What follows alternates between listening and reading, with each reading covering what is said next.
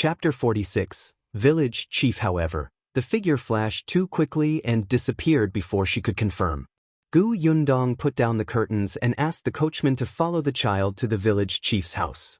Yongfu Village was a village with a variety of surnames. Many of the family's ancestors had fled here. After taking root here for a long time, they slowly developed to their current scale. The village chief's family name was Qin, and he lived in the center of the village. His family background was not bad, and the house he lived in was the only green brick house in the village. When the carriage stopped in front of his house, there were already many people following behind it. Yundong was shocked when he came down, especially the children.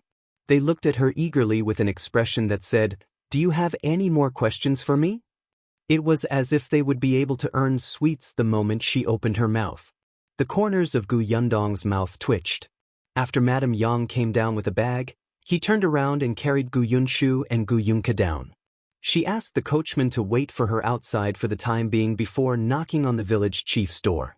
The commotion outside the door was naturally heard by the people inside. Hence, just as Yundong raised his hand, a young woman dressed like a married lady walked out. "Who are you looking for?" As she spoke, she looked at the large carriage behind them. Before Yundong could reply, a child behind him said loudly, "They're looking for the village chief." As soon as she finished speaking, a tall male voice came from the house. "Let someone in first." The woman moved aside and smiled as she let Yundong in. The moment the door closed, the villagers outside could not see what was going on inside. The village chief's name was Qingyuan.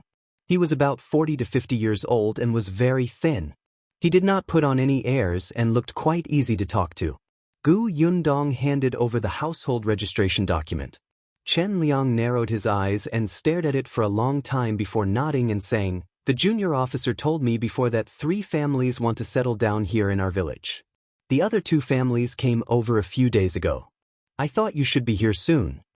He looked up at Yundong and Madame Yang, who were standing behind her. He found it strange that the person in charge was such a 13-year-old girl. However, he lowered his head to look at the document and could not help but frown. "The house owner is Daoist?" "Yes, the owner is my father.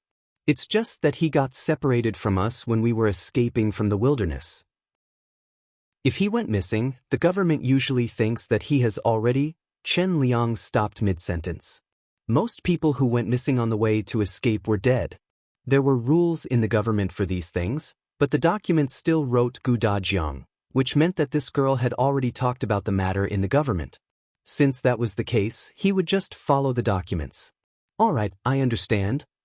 Qingyuan closed the document and began to talk about serious matters. "Since you've settled in our village, you'll be people in the village from now on. Because you were sent by the imperial court, you don't have to buy a homestead. You can get a mu of land according to the number in your family.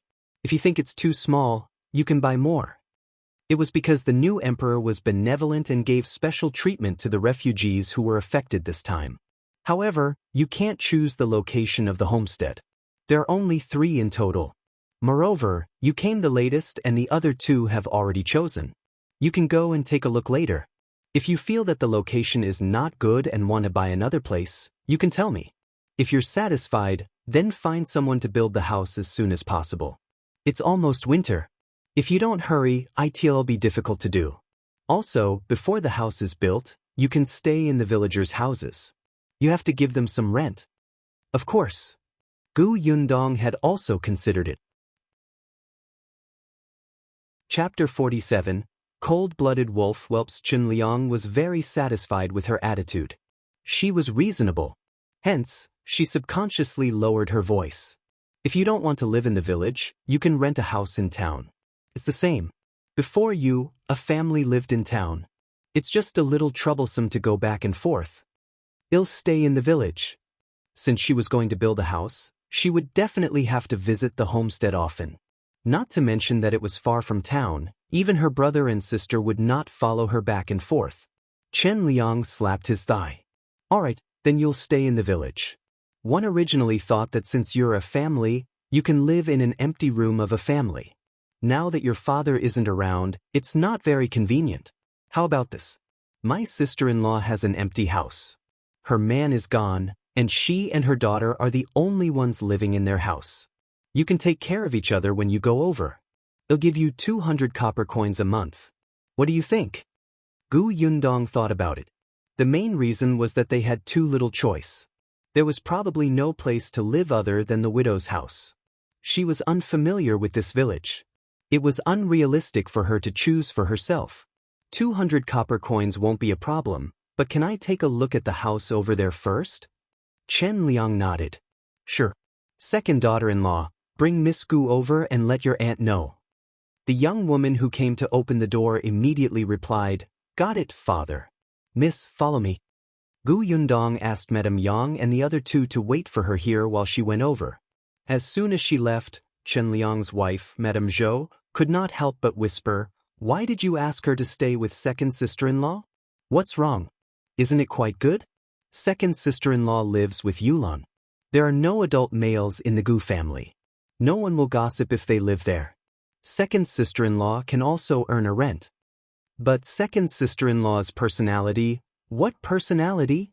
Chen Liang had an expression that said, Isn't she quite capable and virtuous? Madame Zhou immediately stopped talking. Men were all careless. In addition, the other party lived as a widow, so it was not easy to interact with eldest uncle. All these years, Madame Zhou had basically been the one who interacted with the other family. Madame Fong liked to take advantage of others. However, when others suffered, she still had an innocent and aggrieved expression, making people feel suffocated. If not for the fact that she no longer had a man, Madame Zhou would not have liked to interact with her. Forget it. Actually, it was not a big problem. The Gu family would just stay until the house was built. Madame Zhou did not say anything. Gu Yundong returned not long after. The girl called Yulan came with her. She was 2 years older than Gu Yundong and looked very cheerful and lively. Uncle, my mother agreed to let the Gu sisters stay at my house. Don't worry, he'll take good care of them. Chen Liang immediately smiled. All right, let's leave it at that for now. He turned to look at Gu Yundong. Do you want to look at the homestead now or later? Let's do it now. Gu Yundong saw the owner of the house, Madame Fong. She only took a glance at Madame Fang's personality and did not completely understand it, but she knew that she was definitely a different kind of person from Aunt Ku. This did not matter. Moreover, she had asked the village chief's daughter-in-law. There were a few widows in this village, but the rest either had sons or didn't have enough rooms. There was no other choice. Qin Yulan took the initiative. Uncle, I'll accompany Sister Gu to visit the homestead too. Let's go. Chen Liang stood up and walked out first. Chen Yulan led Gu Yundong to the back. However, they had not walked far when Gu Yundong paused. It was indeed him. She had not seen wrongly in the carriage. Could it be that the youth he had met in the prefecture city was also from this village? Seeing that she had stopped, Chen Yulan followed her gaze curiously. She immediately trembled and whispered into her ear, Don't look at him. He's a cold-blooded wolf. He doesn't care about anyone. Chapter 48. His name is Shao Qingyuan, cold-blooded wolf? And they didn't care about their relatives? Gu Yundong recalled the 2 times he saw him. The first time was when he kicked the constable. The second time was when she took revenge and hung shopkeeper Pan up a tree. If that was the case, he was indeed ruthless. When she wanted to look again, the young man had already disappeared. Qin Yulan patted her chest. Fortunately, he didn't look over here. Sister Gu, let me tell you, you have to be careful when you meet Shao Qingyuan in the future. He doesn't care if you're a girl or not. If you provoke him, he'll beat you up. He's a heartless person. It's fine if he's not grateful that the Shao family raised him up, but he doesn't even care about his grandfather, who treats him well. His grandfather fell out with the Shao family for him and brought him out to live alone. In the end, his grandfather fell seriously ill. Shao Qingyuan didn't even care and left his grandfather to fend for himself in the house. No one even collected his grandfather's corpse after he died. As for him, he started eating fish and meat in 2 days. Yulan, what are you talking about? Hurry up. It's getting late. We'll delay lunch later. Chen Liang had already walked for quite a distance when he turned around. Gu Yundong was pulled by Chen Yulan and did not move. Chen Yulan quickly kept quiet and pulled Gu Yundong to catch up. Gu Yundong did not quite believe Chen Yulan's words. Shao Qingyuan did not seem like the person she was talking about. But who cared? It had nothing to do with her. The homestead Chen Liang mentioned was at the end of the village, not far from the foot of the mountain. There was no choice. After all, it was assigned by the higher-ups. It could not be the center of the village. The other two houses were not in the same place as hers. This area was a little deserted, and there were only 2 or 3 families around. Gu Yundong quite liked it. It was just that 1 mu of land was a little small.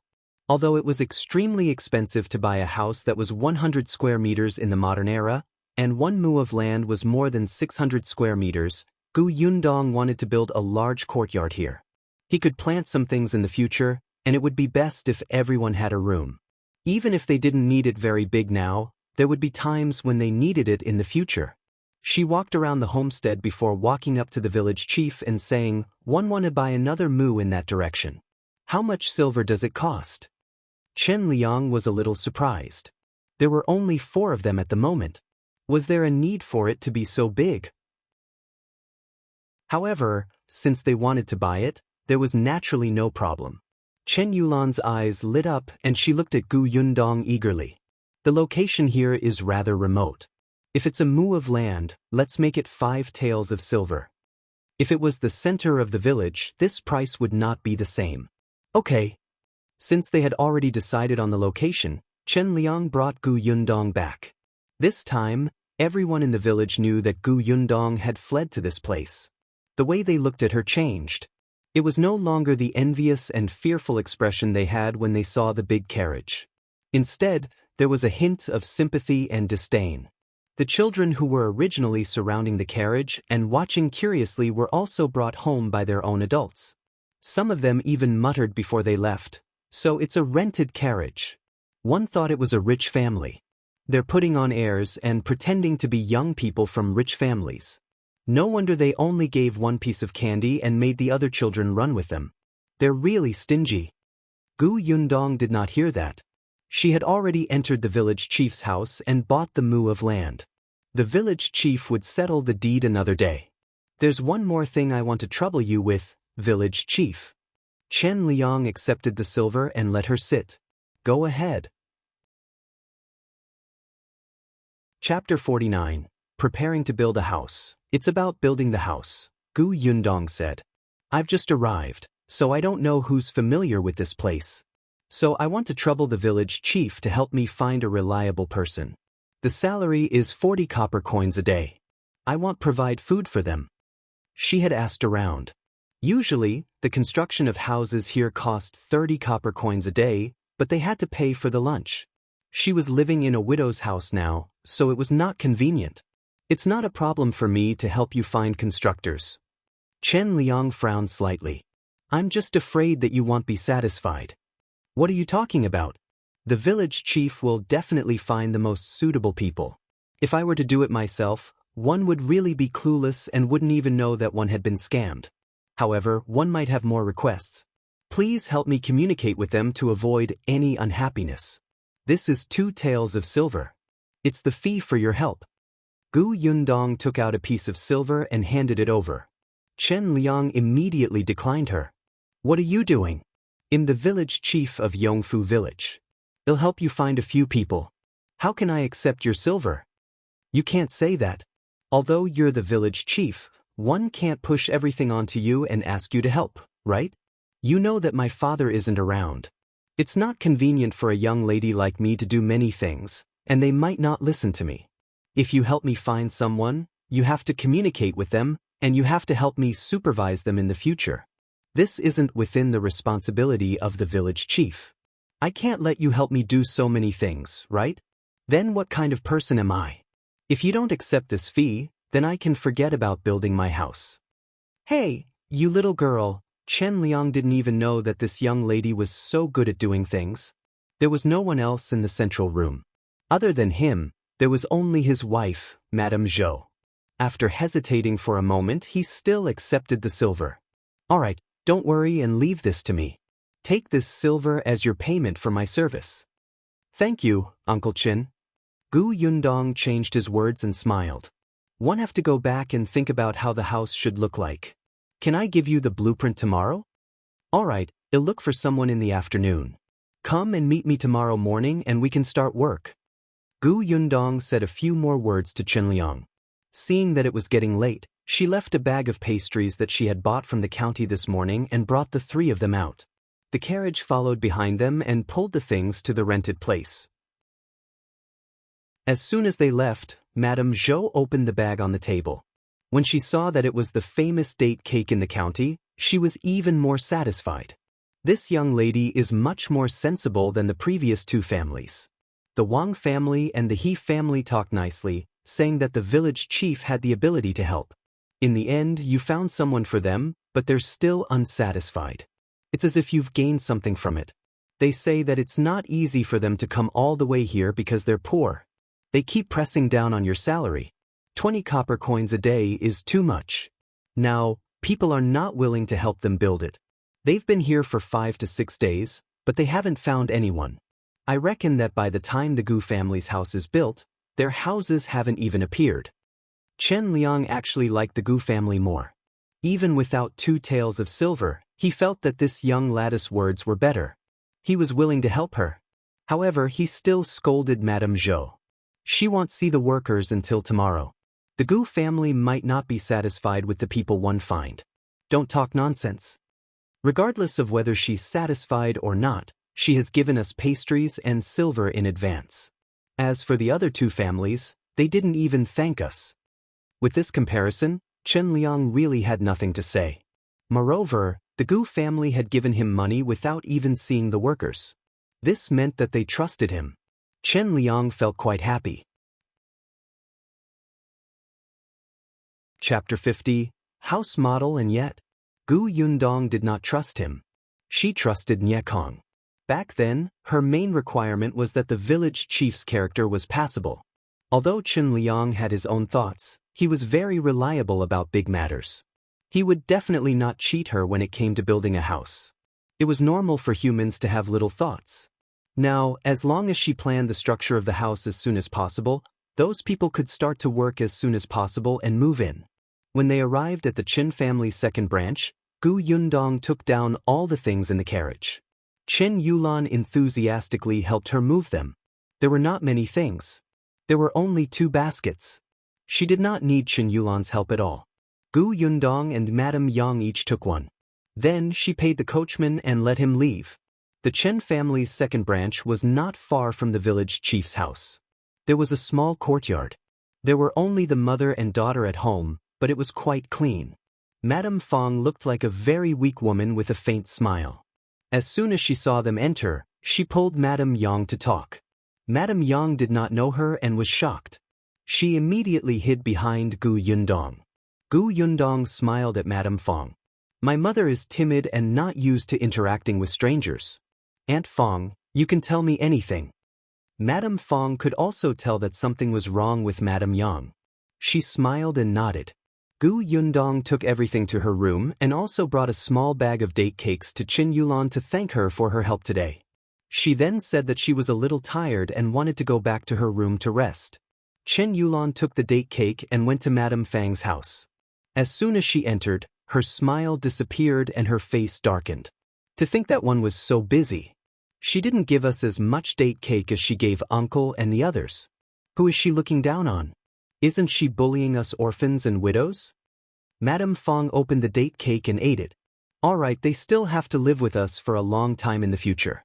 There will always be benefits for us. Didn't you see that mother of hers? She's a fool.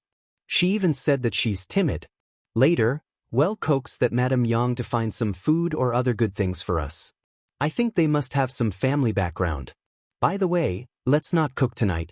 When they cook, we'll say a few good words. She'll be too embarrassed not to invite us to eat. Will she? Why not? They're new here and don't even have any relatives or friends. They don't have any adult men at home either. Wouldn't they have to build a good relationship with our villagers? Besides, your uncle is the village chief. She has to please us. Qingyuan nodded. Would Gu Yundong know that although she was just giving them some date cakes as a normal favor, Those people were not satisfied at all and wanted more? They even planned to take her dinner. They didn't cook lunch. When they came from the county city in the morning, they bought a lot of buns and finished them at noon. Madame Yang and the two little ones made the bed and went to take an afternoon nap. Gu Yundong sat at the table, holding a charcoal pencil and paper, and began to draw the layout of the house. She had pictured modern houses in her mind, but here, many aspects were not easy to implement. She could only try to build them as comfortably and conveniently as possible. 1 room for each person, 2 guest rooms, and 2 study rooms. When the house was built and stabilized, she would definitely earn money and send Gu Yunshu to study. Gu Yunshu had learned some words from Gu Dajiang when he was at home. This child had inherited Gu Dajiang's talent. If he studied hard, he would definitely not be bad in the future. Chapter 51. Warmth. Gu Yundong wrote and drew on a piece of paper. According to her preliminary estimation, there would be 7 or 8 rooms. There was also a central room, kitchen, dining room, clean house, and warehouse. Right, there was also a cowshed. That was equivalent to a garage. Even if she could not afford a car now, she would have to need it in the future. The front door led to the courtyard. When the time came, they could plant grapes and dates in the courtyard, build a swing rack, and make a stone table and bench. In the summer, they could eat fruits at night, and in the winter, they could also bask in the sun. There was a row of central rooms opposite the courtyard. There was a bedroom and a study room on the left, and a dining room and a kitchen on the right. There were 2 rooms on both sides of the courtyard, which could be divided into 2 or 3 rooms. She planned to set a small cubicle in each room as a bathroom. It would be convenient to take a shower. Box novel. A warehouse could be built at the entrance. Agricultural tools were indispensable in the countryside. Those hoes and baskets could be placed there to build a public cleaning place. After painting and drawing, it actually covered about a mu of land. Indeed, it was necessary to buy another mu of land. The backyard had to be surrounded too. When the time came, they would cultivate all kinds of vegetables and have a place to raise pigs and chickens. The cowshed was also in the backyard. When the time came, they would open the door there. When there was an ox carriage, the ox carriage could be pulled out directly. After Gu Yundong drew the structure, she began to count the measurements. Madame Yang and the other 2 woke up on the bed. Gu Yunshu got up and washed his face. He walked to the table and picked up the draft paper. He tilted his head and looked around. Big sister, is this our home? Can you understand it? Gu Yundong looked up and asked him with a smile. The little thing's head was finally not disproportionately big. Now, even if he tilted his head, he did not have to worry about falling. She looked indescribably cute. After all, he was just a 5-year-old child. He looked good no matter how one looked at him. Gu Yunshu did not fully understand. He simply sat on the chair and studied the blueprint carefully. Gu Yunka saw it and ran over. The stool was a little high, so she could only climb her pants. I want to see it too. Little sister, be gentler. You're going to take off my pants. I'm so light. If you don't believe me, look. I'm so thin. I didn't eat much.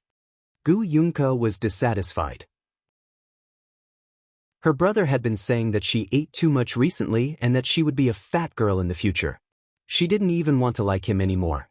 Gu Yundong could not help but laugh. He carried Gu Yunka and sat beside Gu Yunshu. The little girl immediately turned her head and said to her, Big sister, I'm light, right? You can even carry me. Yes. You're the lightest among us. Gu Yunshu snorted. Of course, she was the lightest.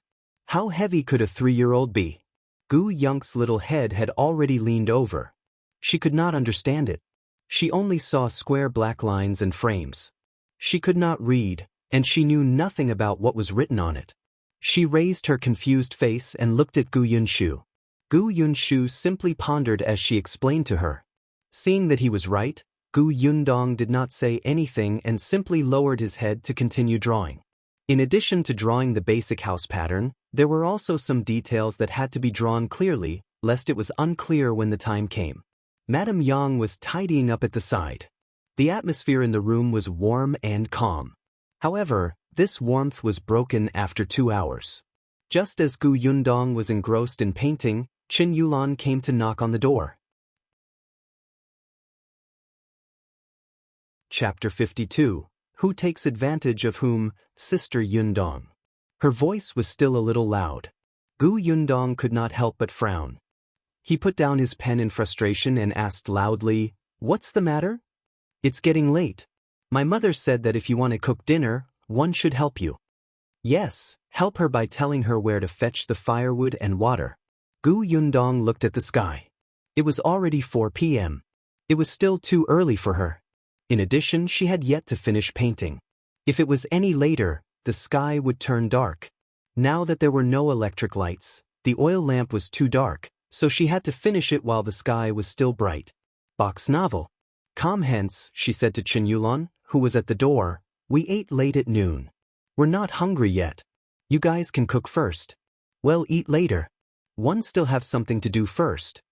As she spoke, she looked at Gu Yunshu and the other woman. The two children patted their stomachs. "I'm still full." When Qingyuan heard this, she pursed her lips and left. Madame Fong was watering the vegetables in the courtyard. Seeing her come out angrily, she could not help but ask, "What happened?" "She said she's not hungry yet." Qingyuan snorted. "They must have eaten buns at noon. I smelled it when I walked past their window. They must have eaten a lot of buns since they were so full.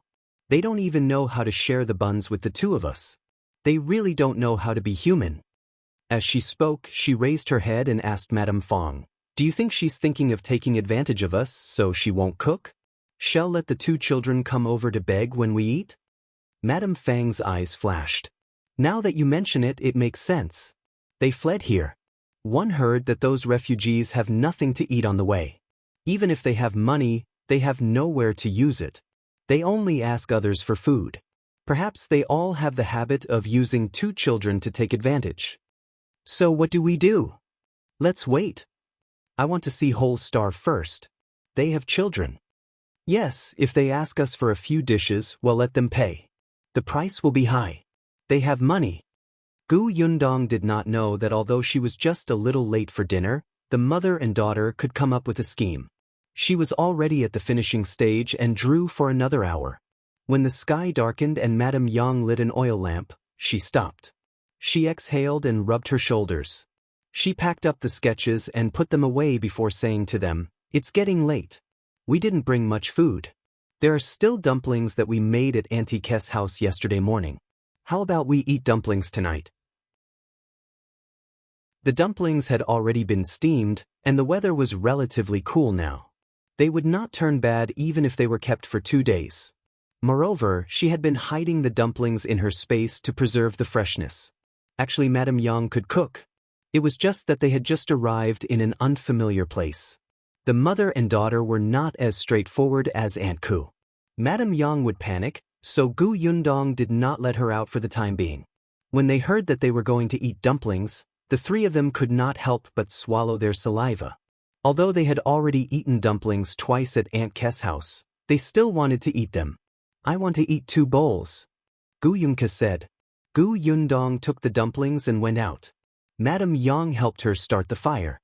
When they entered the kitchen, Gu Yundong looked at the cold environment and could not help but raise her eyebrows. Madame Fong and the rest had not cooked dinner? At this moment, Qingyuan had already run into Madame Fang's house. She said excitedly to her mother, who was filling her stomach with date cake, "They finally can't take it anymore," and started to cook dinner. Chapter 53. Who's tolerating your bad habit? Excitement flashed across Madame Fang's face. She pushed Qingyuan. "Go and help." At that time, the Gu family would be embarrassed, right? Wouldn't they have to let the mother and daughter eat together? Qingyuan turned around and ran to the kitchen. She wanted to tell the Gu family where the water was, but she didn't expect them to have already boiled it. Looking at the dumplings on the side, Qingyulan's face turned red. Dumplings, white flour dumplings. They were fair and plump and full of fillings. Just looking at them made one drool. Box novel. Calm, she forcefully retracted her gaze and said enthusiastically, "Sister Yundong, are you making dinner? Let me help you start the fire." "There's no need. My mother is here. I'll be fine in a while. Go do what you have to do." Seeing that the water was boiling, Gu Yundong added oil, salt, and scallions to the big ceramic bowl to adjust the taste. Then she poured boiling water on it. The bowl instantly became oily. Chen Yulan's hands were clenched tightly. Instead of leaving, she took a few steps forward and said with a smile, "Are you eating dumplings? Why didn't I see when you guys made dumplings? They smell so good. Mother and I had some porridge earlier. Now, we're hungry after smelling your dumplings." Had some porridge earlier? Then why was the pot and stove cold when she came in? It didn't look like they had just eaten at all. Yundong was not a fool that could not even tell what she was saying. In addition, her eyeballs were about to fall into the dumpling pot, and she had come to help at the right time. She wanted to eat their dumplings. If you want to eat, just eat. You even spoke indirectly. She was not an unreasonable person, but at the very least, this woman had to tell the truth. She said that she was hungry after eating porridge earlier. Could it be that she had been waiting for them to cook until she came to eat? Who would tolerate your bad habit? I don't expect you to be like Auntie Koo, but at least let's get along like a normal landlord and tenant. I've paid the room fee and doesn't owe you anything. Yundong smiled as she watched the fat dumplings in the pot float up one by one. She immediately became even happier. Yes, we're going to eat dumplings. It's already so late. I thought it would be troublesome to cook, right? As she spoke, she scooped all the dumplings into a large bowl that had been mixed with ingredients. She had bought this bowl in the prefectural city. It was very big, just like the bowl of fish with pickled vegetables in the restaurant in her previous life. Now that the dumplings were all scooped up, Yundong said to Qingyuan, "I'm done. The kitchen is yours. We'll go back to our room to eat so as not to disturb you. It's still early. If you're hungry, you can cook some noodles. I'll be convenient and not waste time." She placed a piece of cloth on the edge of the bowl and carried it away. From afar, she said, "Mother, put out the fire and clean the pot. Hurry back to your room to eat dumplings. There aren't many dumplings. My brother and sister might finish them later. I'll be done soon." Madame Yang was very fast. After washing the pot, she followed her into the room. The smell of dumplings still lingered in the kitchen, but Chen Yulan stood in front of the dark stove with a livid expression. When Madame Fong came in, she happened to hear her kick the foot of the table hard. It was so painful that she cried out, "What are you doing? What's going on?" Chen Yulan felt extremely aggrieved. To think that she had helped this woman run around the homestead and treated her so well.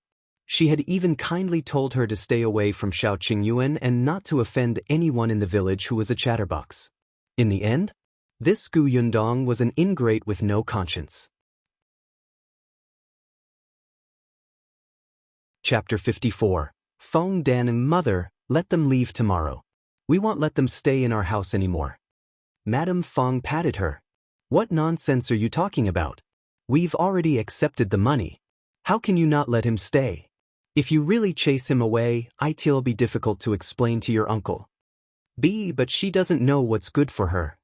Chen Yulan recounted what had happened just now. She was very irritable, especially when she felt the smell of dumplings floating in her nose. She couldn't help but take a deep breath. Madame Fong frowned. Forget it. She doesn't know what's good for her. Isn't there still that pair of young siblings and that fool mother? Those three don't know anything. They'll definitely be easy to fool. Another day, when that girl isn't around, say a few good words. Are you afraid that they won't give us anything good? Alright, let's cook first. We'll find an opportunity tomorrow. I'm starving. Mother, didn't you just eat date cake? Box novel. Chen Yulan muttered twice, but she still got to work. Yundong happily distributed the dumplings and said in a low voice that mother and daughter are not easy to get along with. Stay away from them in the future, understand? I know.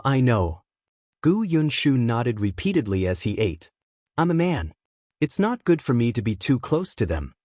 Yunka saw that his brother had already eaten a few and was instantly extremely anxious. However, he remembered to answer his eldest sister's question and hurriedly nodded. I'll be obedient and stay away. Older brother, eat slowly. Help me blow on it first. Madame Yang nodded. In the future, when I see them, I'll run. I'll run immediately. Dong, you don't have to worry. After saying that, She immediately lowered her head and the three of them began to eat assiduously. The dumplings that big sister made were the best. They tasted delicious. The corners of Gu Yundong's mouth twitched. Take your time. There's enough. The family of four did not treat Madame Fong and her daughter the same as Aunt Ku. After eating, they boiled water, washed up, and went to bed. The next morning, Gu Yundong took the blueprint and brought Madame Yang and the other two to the village chief's house. Before he left, he locked the door. Chen Liang was already waiting for her. Beside him stood a tall and burly middle-aged man. As soon as Gu Yundong entered, he introduced, "Yundong, you're here. Come, let me introduce you. This is Feng Danning from our village. Your Uncle Feng." "Hello, Uncle Feng." Feng Danning nodded and looked at this family of four. He understood why the village chief said that he would be in charge of this matter. It was indeed inconvenient without an adult man in this family. The house they built would not be very big. However, each person would earn 40 copper coins a day. Could they afford it? Chen Liang patted Feng Danning's arm and said, "Your Uncle Feng is an expert in building houses in our area. As long as he's not busy with farming, he will work near us to help people build houses. When he was young, he even stayed in the prefectural city for 2 years. His skills are unparalleled. Uncle Chen's help is naturally the best. I'm not worried." Haha. Chen Liang liked Gu Yundong's words. She was nice. She was not like the girls and women in the village. Not only were they loud, but they also made people's ears hurt. "All right, didn't you say yesterday that you would go back and think about how to build a house? Think about it. Then tell your Uncle Feng about it. I've already drawn the blueprint. Uncle Feng, take a look." Gu Yundong unfolded the blueprint in her hand. Feng Danning and Chen Liang were a little surprised and came over to take a look. Chapter 55. Seeing a ghost the next moment, both of them widened their eyes in surprise. This was a blueprint? It was as if a house was clearly displayed in front of them. It was obvious at a glance. Madame Zhou also took a closer look. Even a layman like her felt that this house was really beautiful. Gu Yundong took out 2 more blueprints. The first one was a diagram of the entire house, just like the modern house from a high perspective. The second one was an internal structural diagram with various sizes and the location of the room. The third one was the details of the interior of the room.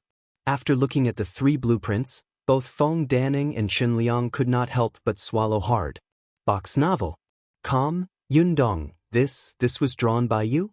Chen Liang found it unbelievable. You studied? You know how to write? There were many words written on it. Gu Yundong nodded. My father can read and write. Taught me. In fact, these 3 drawings were very crude. The main reason was that her time was limited. What exquisite thing could she hand over in just one afternoon? But this was enough. What she wanted to build was not a pavilion or a palace temple. It was just a brick house of a farmer. But even so, Feng Danning couldn't help but look at it again and again. He had been building houses for so many years and had always been dictated or explained to by the hirer. How could there be such a detailed blueprint that gave such a clear and intuitive image? When he was in the prefectural city, he had seen a large stack of drawings when a rich family was building a house. However, he felt that it was different from what he was seeing now. In short, Feng Danning felt that after reading Gu Yundong's blueprint, his mind would immediately picture the appearance of the house. It was too convenient. Uncle Feng, this blueprint only has a rough structure. There are many details that one need Uncle Feng to tell me. If there's anything one need, I'll add it. Alright, come, let's talk about it in detail. Hey, how did you draw this? This door is really beautiful, and the windows are also beautiful. It's quite interesting to have flowers on both sides of the door. The flowers are also lifelike, and what does this semicircle mean? Gu Yundong was speechless. Just as she was holding her forehead, she saw a 6 or 7-year-old child walk in and quietly approach Gu Yunshu. All Shu, 111 bring you out to play. This was the village chief's grandson, Niu Dan. His real name was Qingyuan. He had already met Gu Yunshu yesterday. When Gu Yundong went to visit the homestead, The two children were chatting quite happily. Gu Yundong thought that she would be very busy from now on. The two children would also be very bored by her side, so she nodded and let Gu Yunshu go. She only reminded him to take good care of Gu Yunka. Unexpectedly, the little girl shook her head firmly with her arms crossed. I want talk to older brother today. Who asked older brother to call her fat girl this morning? Gu Yundong could not help but laugh. Niu Dan dragged Gu Yunshu away. As soon as he went out, Gu Yunshu asked Niu Dan to bring him to the homestead at the foot of the mountain to take a look. He did not have time to look at it yesterday.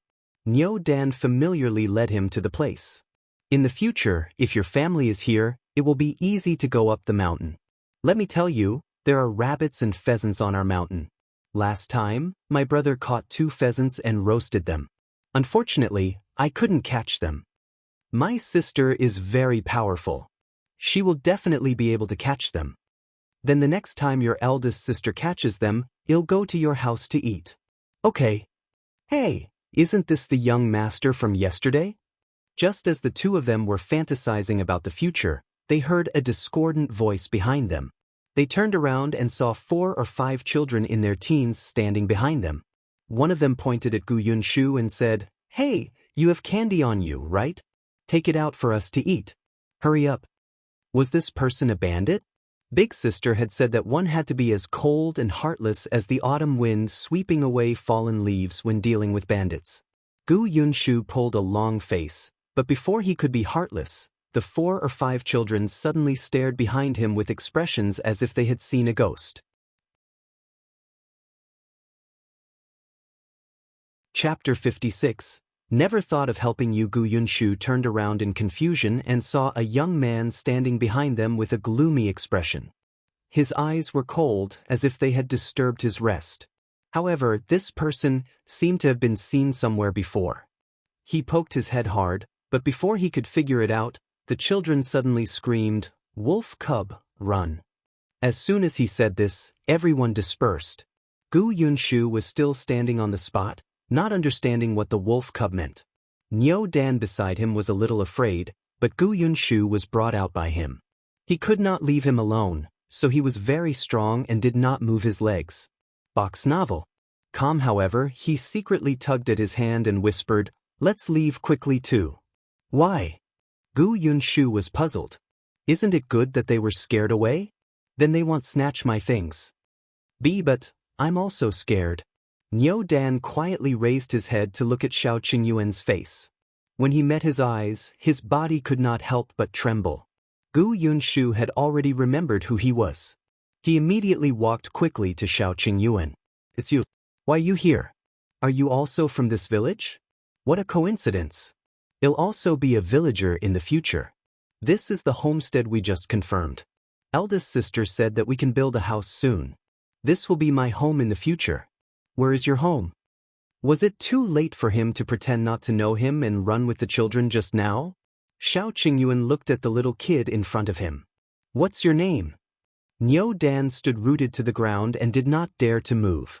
However, he was shouting crazily in his heart, Don't answer, don't answer. If you answer, it means that you're targeted by him. You're finished. I'm telling you that you're finished.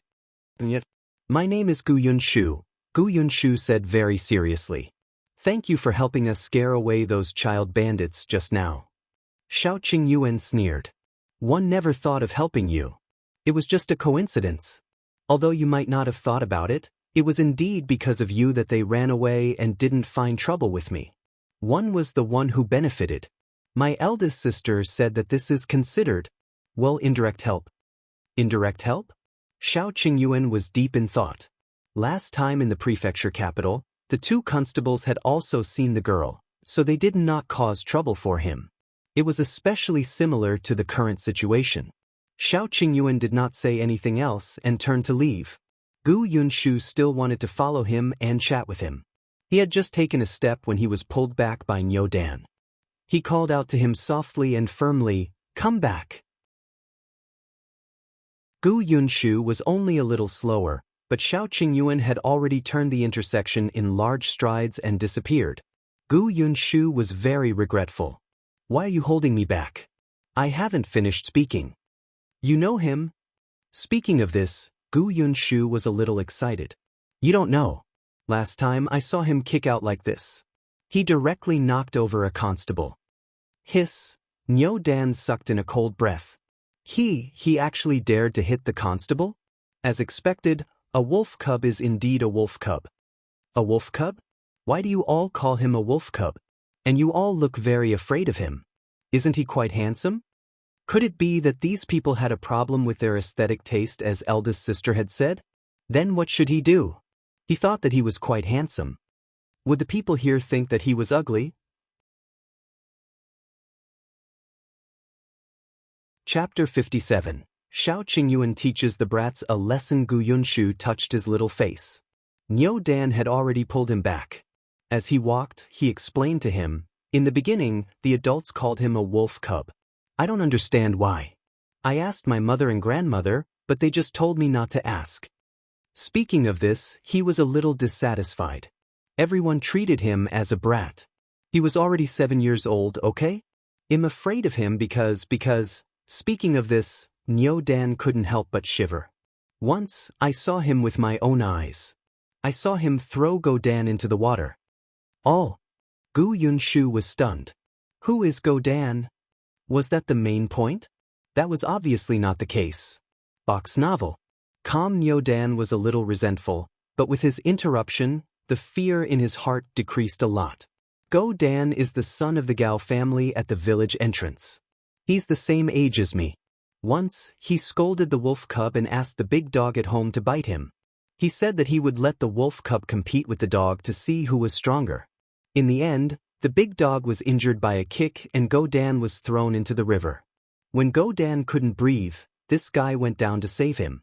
When Go Dan recovered, he threw him into the water and waited for Go Dan family to come. He had seen it with his own eyes. Go Dan went home later and fell seriously ill. From then on, he avoided Shao Qingyuan and did not dare to provoke him anymore. The news spread like wildfire. The Gao family refused to let Shao Qingyuan off just like that. They even came to his grandfather to seek justice for them and chase Shao Qingyuan out of Yongfu village. Later on, Shao Qingyuan said that if they dared to cause trouble for him again, he would set the Gao family on fire. Shao Qingyuan had always been a man of his word. The Gao family was also afraid that he would really do something. After all, he had nothing to worry about. There was no need for him to sacrifice the lives of his entire family. In short, this matter was left unsettled in the end. However, from then on, whenever children saw Shao Qingyuan, they would run as far as they could.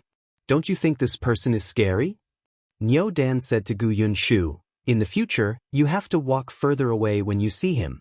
He won't even let a child off. Gu Yunshu was conflicted. Wasn't it Go Dan who did bad things first? It's normal for him to be taught a lesson. My elder sister said that no matter if it's an old man or a child, if their hearts are bad, they're bad people. Why can't you hit them? What if that Go Dan lets the dog bite you? Nyo Dan blinked. I must be very angry and want revenge. In that case, the wolf cubs were not wrong? Why did it feel strange? Before he could figure it out, the two of them had already walked to the door of the house. When they entered the central room, they could still hear Feng Daning's excited voice. They had yet to finish the discussion. Gu Yunshu walked to his sister's side and stood on his tiptoes to take a look. He realized that they were talking about the last picture. It seemed like it was about time. Feng Daning was full of praise for these blueprints. With this, I know what to do. You've also added what I just said that needed your attention just now. Don't worry, I've already taken a look. Tomorrow will be a good day. We'll be able to start work on the house soon. It'll be completed in a month. The people one called are all very efficient. Anyway, you live in the village now and can look at it at any time. If you have any questions, just tell me. Thank you, Uncle Feng. Feng Daning waved his hand. It's no trouble at all. Anyway, you're paying me. Besides, there's this blueprint. He suddenly paused and his expression became strange. Gu Yundong raised his eyebrows. What's wrong? Is there anything else? Chapter 58. Let me say the ugly things first. Feng Danning coughed lightly and looked a little embarrassed. He said in a low voice, I was too happy just now and didn't pay attention. I didn't consider your situation. Your house is good, but it will cost a lot of money to build. Gu Yundong was stunned for a moment before he smiled. No. You can build it first. You don't have to worry about money. In the countryside, a family of 4 or 5 would usually only need more than 20 taels of silver to build a slightly better house. But Gu Yundong wanted a green brick tiled house, and there were many requirements. The renovation alone was different from the village chief's green brick tiled house. The labor fee was not low, and the area was quite large, so it could not be built without 70 to 80 taels. Gu Yundong's budget was 100 taels. Even if she did not have it now, it would take at least a month to build a house. During this period of time, she could always think of a way to earn some money. Box novel. If she really could not earn it, she could postpone buying the furniture inside and lay the bricks on the ground later. At the moment, she still had more than 60 taels of silver on hand, which was enough. Hearing her say this, Feng Danning was relieved. It seemed that the Gu family was indeed wealthy. Otherwise, her father would not have been able to read, right? Gu Yundong discussed the ingredients with Feng Danning again. Madame Zhou had already called them for lunch. Madame Zhou had brought Madame Yang along with her to cook. Yesterday, Gu Yundong had given Qingyuan silver so that Madame Zhou had a good impression of her. It did not cost much to have a meal. Besides, they had not finished talking. After eating, she gave Gu Yundong a big basket of vegetables to bring back. Poor Madame Feng and her daughter. They were still waiting for Gu Yundong to go home and buy the vegetables in their field. Gu Yundong looked at the basket that was enough for her family to eat for 2 days. He raised his eyebrows and smiled at Madame Zhou. Aunt, are you afraid that I won't have any vegetables to eat? Madame Zhou was stunned and immediately felt a little awkward. I was just afraid that you've just arrived and didn't prepare anything. You don't have a vegetable field. These were all planted by my family. There's a lot of them. It's not troublesome. Gu Yundong accepted the vegetables. Chen Liang and his wife were not bad. However, there were some things that had to be made clear. I know even if Auntie doesn't say it. You're afraid that Auntie Feng and I will have a problem, right? Madame Zhou was a little surprised. It had only been a night, but the Gu family already knew what kind of person Madame Feng was. Let me tell you the truth. It hasn't been easy for second brother's wife to raise their daughter alone all these years. They've suffered a lot, so it's inevitable that they're a little stubborn. It's not a big problem. After all, your Uncle Chen is a man. It's not easy for him to get too close to this sister-in-law, and he doesn't know what she's like now. Back then, when he arranged for your family to live there, it was because there was really no other suitable family. Secondly, he wanted to take care of the mother and daughter and let them earn a few copper coins. Gu Yundong nodded. No, but I'll make it clear to Andy first. If others treat me well, I'll return the favor, but if they scheme against me, one won't be polite either. After saying that, she nodded at Madame Zhou and turned to leave with the basket. Madame Zhou sighed. She had thought that Gu Yundong was easy to talk to, but now it seemed that she was not someone who could be taken advantage of. Everything else was fine, but she was afraid that if the two of them really fought, it would be her man who would be in a difficult position. Madame Zhou shook her head and went back to tell Chen Liang this. It could be considered a warning in advance. On the other side, when Gu Yundong brought the 3 of them home, she was surprised to see a man standing in the courtyard. When the man saw them, he was only stunned for a moment before nodding in greeting.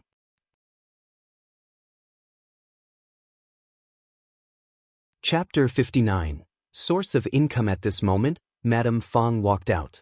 Behind her was another woman. That woman looked a little similar to the man in front of her. Madame Feng was quite unhappy to see Gu Yundong, especially when she saw that she was carrying a basket of vegetables. She frowned. However, there was still a guest at home. She still had a smile on her face and introduced, "This is the Gu family that I told you about, who are staying at my house for the time being. They don't have any adult men, so it's convenient for them to stay at our house. Our Yulan doesn't have any siblings either. It's rare for her to have a few kids at home. She's so happy." She said that as an elder sister, She has to take good care of them. Gu Yundong sneered and did not say anything. Madame Fong then said to her, "This is Auntie Wu from town. That's Auntie Wu's youngest son. He just got engaged to our Yulan."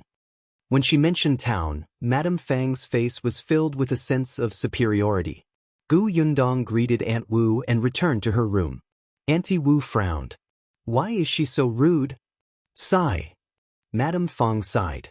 "She fled here and met many bad people along the way. It's inevitable that she'll be wary of strangers. Let's not talk about her. Stay here for dinner. You'll get Yulan to cut a piece of meat." "That's good. I've never tasted Yulan's cooking before." Madame Fong called Qingyuan out of the house. Gu Yundong could still hear their voices from afar. She frowned slightly. Indeed, it was very inconvenient to stay in someone else's house. She had to earn money quickly. After that, she would get Uncle Feng to hire more people and speed up. However, what should she do? The most basic thing in the countryside was still farming. When they came to Yongfu village, they could get 2 mues of wasteland, but they had to cultivate it themselves. Even if Gu Yundong was an expert in farming, it was impossible for her to earn money in a month. Then there was only Gu Yundong turned his head and looked in the direction of the 9 Tigers Mountain. As the saying went, one had to rely on whatever they had. Yongfu village was at the foot of the 9 Tigers Mountain. It was said that the 9 Tigers Mountain was endless, and all kinds of ferocious beasts lived in the depths of the mountains. Even the most skilled hunters in the vicinity did not dare to enter. Gu Yundong felt that she should go to the 9 Tigers Mountain to find an opportunity. After setting her goal, she was temporarily at ease. Later, Qingyuan knocked on their door and whispered that she was good at cooking. She wanted her to secretly cook dinner for the Wu family. Gu Yundong refused without even finding a reason. The next morning, she carried a basket on her back and headed for the 9 Tigers Mountain. At the foot of the mountain, many children were picking firewood and digging wild vegetables. Further in, they could see some women looking for mushrooms. Gu Yundong had also wanted to find some mushrooms. Seeing this, she could only continue walking in. Then she saw a pheasant. Gu Yundong chuckled. "My luck is not bad. This pheasant is quite fat." She took out the crossbow that she had placed in the basket on her back and aimed it at the pheasant. She had fought with mutated animals during the apocalypse, so it was not a big deal to hunt a pheasant. She threw the pheasant into the basket and continued walking in. When she saw a rabbit again, Gu Yundong was 100 times more confident that he would be able to gather enough money to build a house in a month. However, when she picked up the crossbow and aimed it at the rabbit again, her body suddenly trembled, as if something terrifying was staring at her back. The hair on her body stood on end. She stopped in her tracks and spun around. She aimed the crossbow bolt at the tree behind her and pulled the trigger.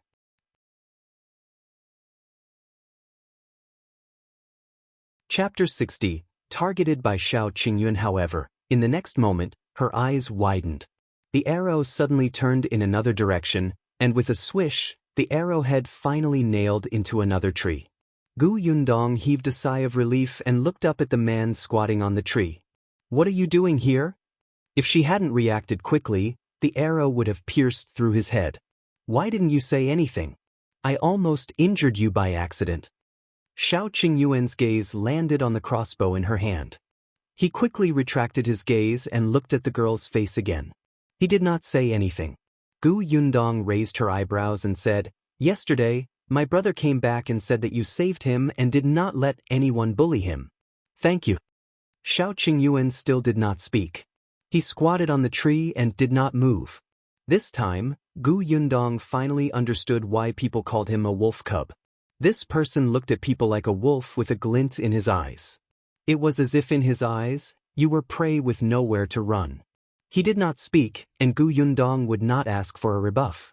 She nodded and continued walking. After that delay just now, the rabbit had already disappeared.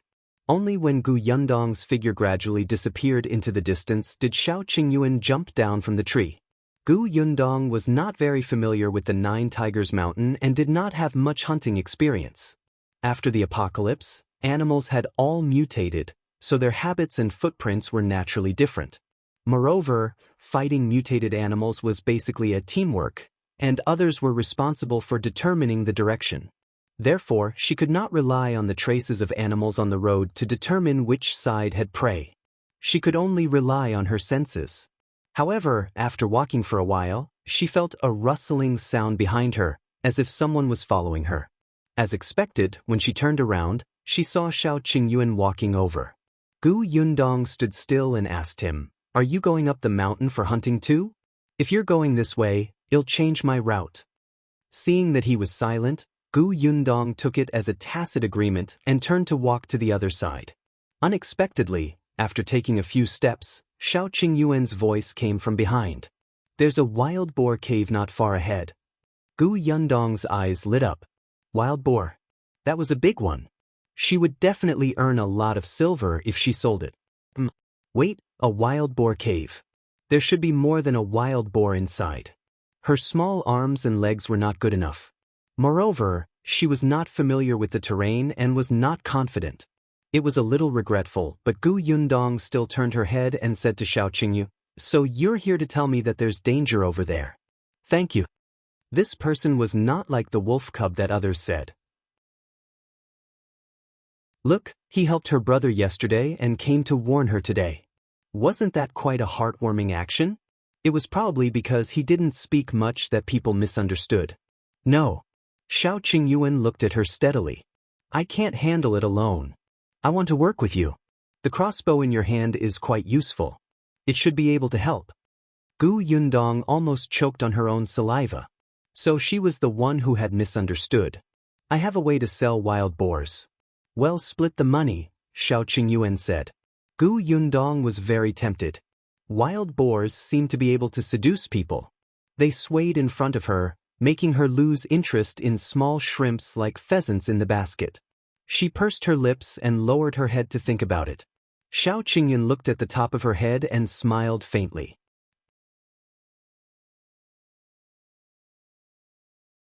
Chapter 61.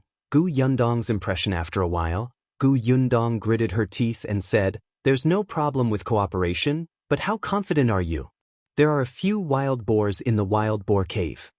"I'm 100% sure." "3 boars. In that case, let's go. Lead the way."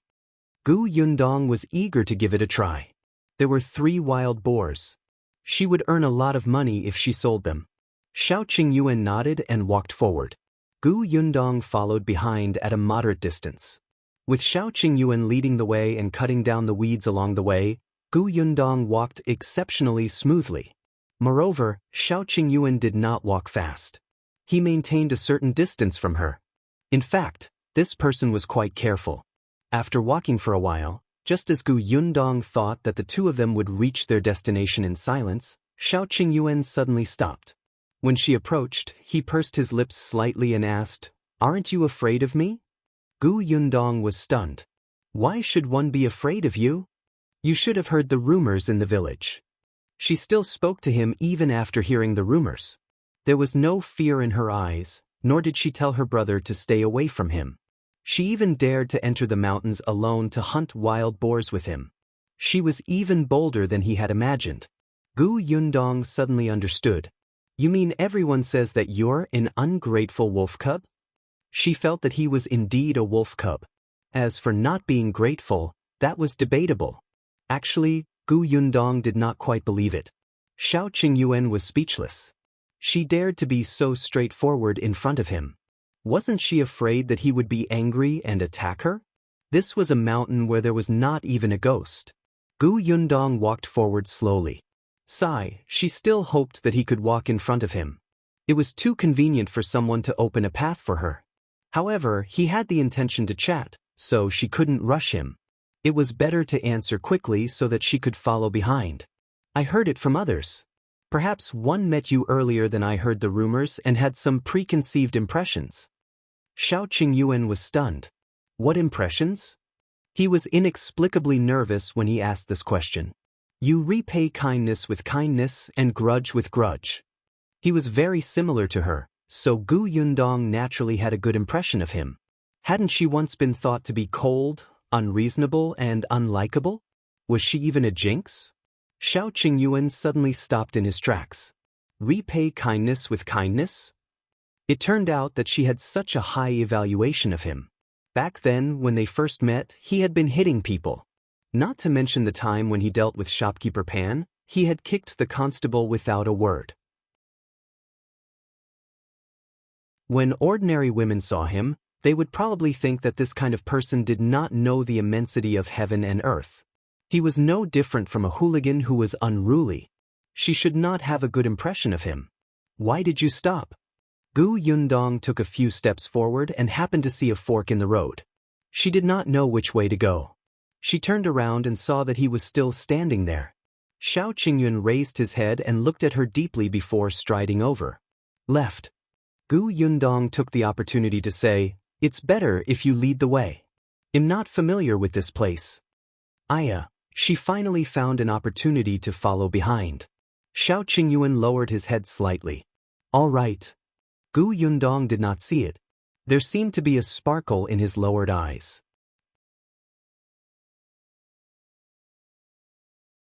Chapter 62. Is there really a third boar?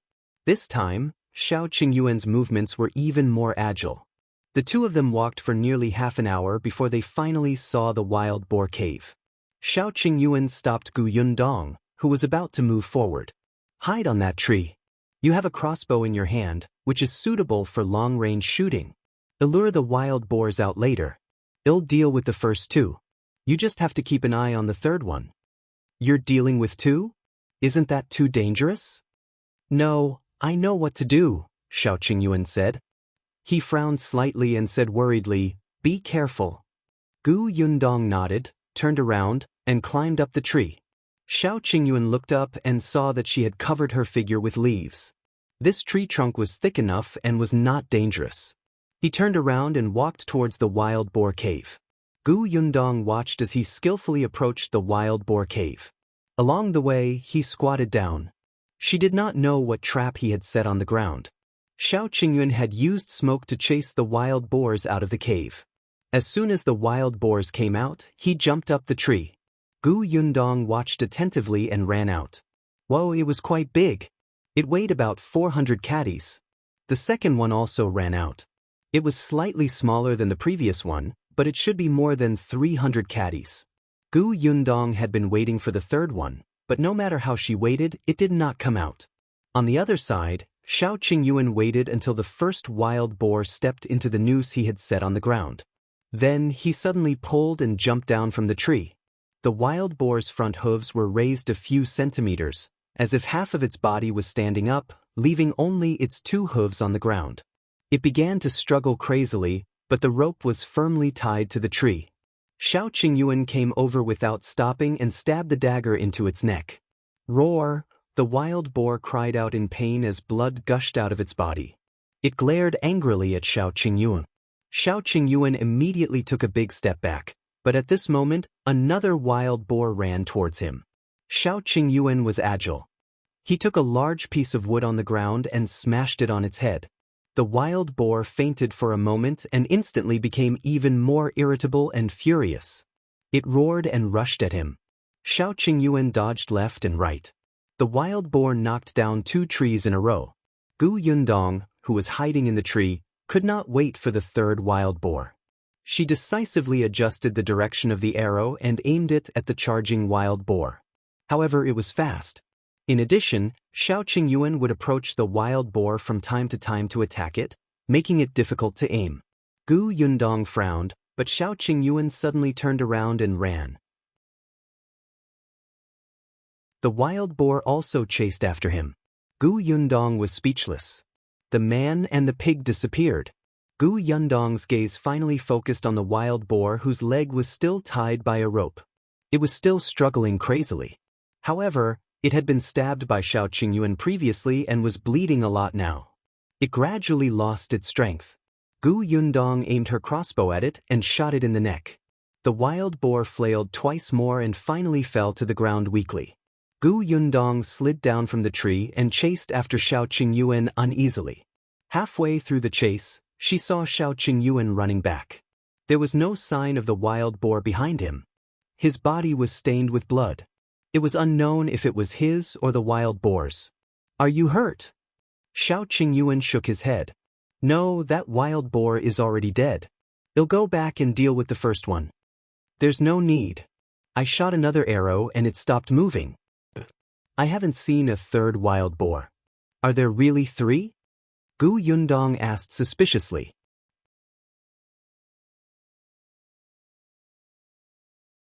Chapter 63. She's very sharp. Shao Qingyuan nodded affirmatively. There are 3 of them. One of them might not be in the wild boar cave. Let's get these 2 down the mountain first, lest the smell of blood attracts other wild beasts. She was really sharp. Yes, hurry up. Gu Yundong could not be bothered to ask anything else and immediately followed him back to the entrance of the wild boar cave. Shao Qingyuan dragged out a raft from the grass. The first wild boar weighed more than 200 kilograms. Gu Yundong was quite strong now, but she was certain that she could not withstand half the weight of the wild boar. It was a pity that she had Shao Qingyuan by her side. Otherwise, she could have easily put the wild boar into her spatial storage. Shao Qingyuan was strong. Gu Yundong helped him. He forced the wild boar onto the raft and dragged it down the mountain. The other wild boar was a little further away. It was not easy to place it on the raft, so he could only pull this one to the foot of the mountain first. Shao Qingyuan was very familiar with this place. He returned much faster than when he came.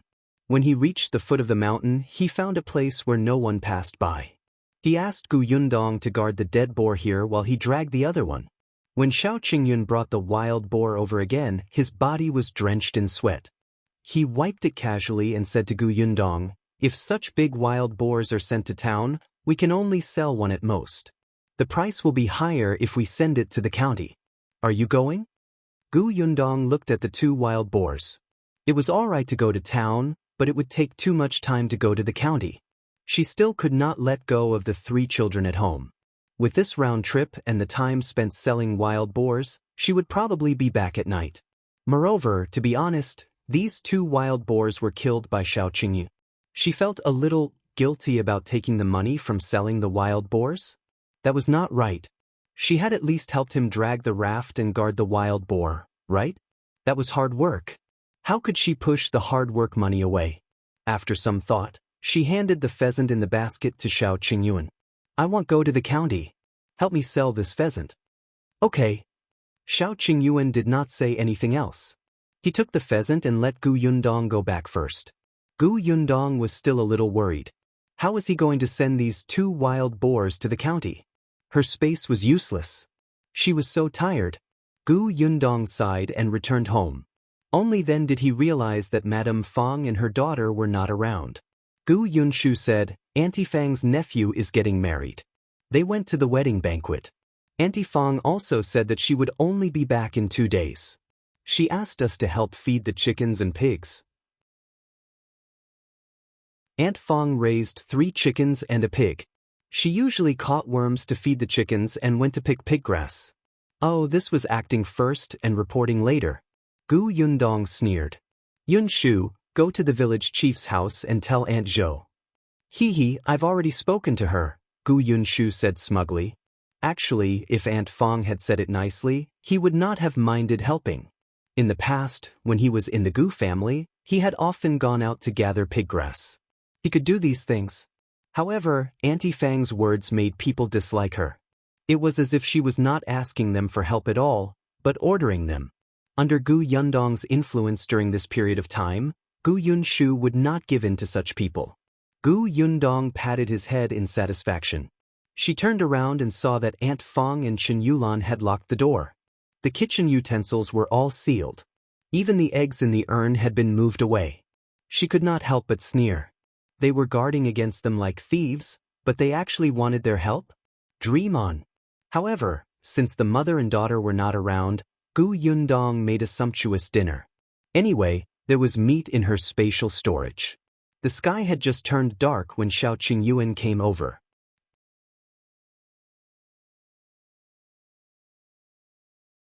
Chapter 64. 80 Taels of Silver. Gu Yundong went up to him expectantly. "Did you sell them all?" The 2 of them stood at the kitchen door.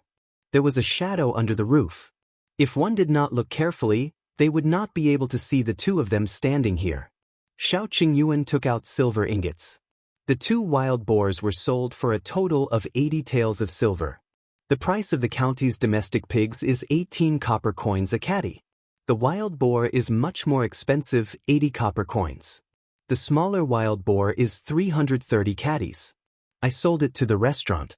The shopkeeper knows me there. Including the pheasant, I asked for 30 taels of silver. The big one was fancied by a rich young master. He was generous and directly gave me 50 taels of silver. A total of 80 taels. Here is the 40 taels you deserve. Take it. Gu Yundong knew that wild boars were expensive, but she did not expect to earn 40 taels in one go. No. Wasn't it inappropriate to take 40 taels of silver from him? She stared at the silver ingot and tried her best to restrain herself. She said very politely, "You were the one who killed the 2 wild boars. I just helped. Besides, you were the one who paid the villagers to pull the wild boars to the county city. It's enough for me to take the hard work money." She had heard in the afternoon that Qingyuan had called a few strong laborers from the village to help pull the wild boars over. Of course, he had to pay. His reputation in the village was really not good. If these people did not want money, they would not have any contact with him. However, when the 2 huge wild boars were pulled down the mountain, it still caused a commotion in the village. Many people wanted to go up and say a few words, but they were afraid of him. They could only follow the cart that contained the wild boars for a long time. They turned around and discussed in the village with relish. They were all guessing how much this wild boar could be sold for. Qingyuan looked at her glowing eyes and laughed secretly. She clearly wanted the silver. Back then we agreed to split it equally. The salary is only 1 tael of silver. You gave me a pheasant, so we're even. Take the silver. I don't want to be a person who goes back on my word. Gu Yundong nodded solemnly. In order to prevent you from becoming a despicable person who goes back on your word, I'll accept this silver. Qingyuan was speechless. So I have to thank you? Gu Yundong hugged the money, and she was overjoyed. It would be better to have more gentlemen like Qingyuan in the future. They could still work together in the future. How was this a wolf cub? It was obvious that he was a good person. Now that she had the money to build a house, Gu Yundong was happy. She asked casually, "You just came back from the county? Have you eaten dinner?" "No." Gu Yundong replied with an "oh," and did not seem to hear what he said at all. It was only when he turned around and entered the kitchen that she suddenly came back to her senses and looked at his back in surprise. What are you doing? Didn't you want me to stay for dinner?" Qingyuan had an expression that said, "If not, why did you ask me if I had eaten?" Gu Yundong looked at him and then at the silver in his arms. He said affirmatively, "Of course. You worked so hard. It's only right for you to have a meal." Gu Yundong followed him into the kitchen. "The dishes are a little cold. I'll cook egg fried rice for you. That'll be faster." "All right." Qingyuan sat on the stool and watched as she quickly picked eggs and scooped rice. With a ripping sound, the fragrance suddenly spread out and filled the entire kitchen. For some reason, this smell actually made Qingyuan feel calm.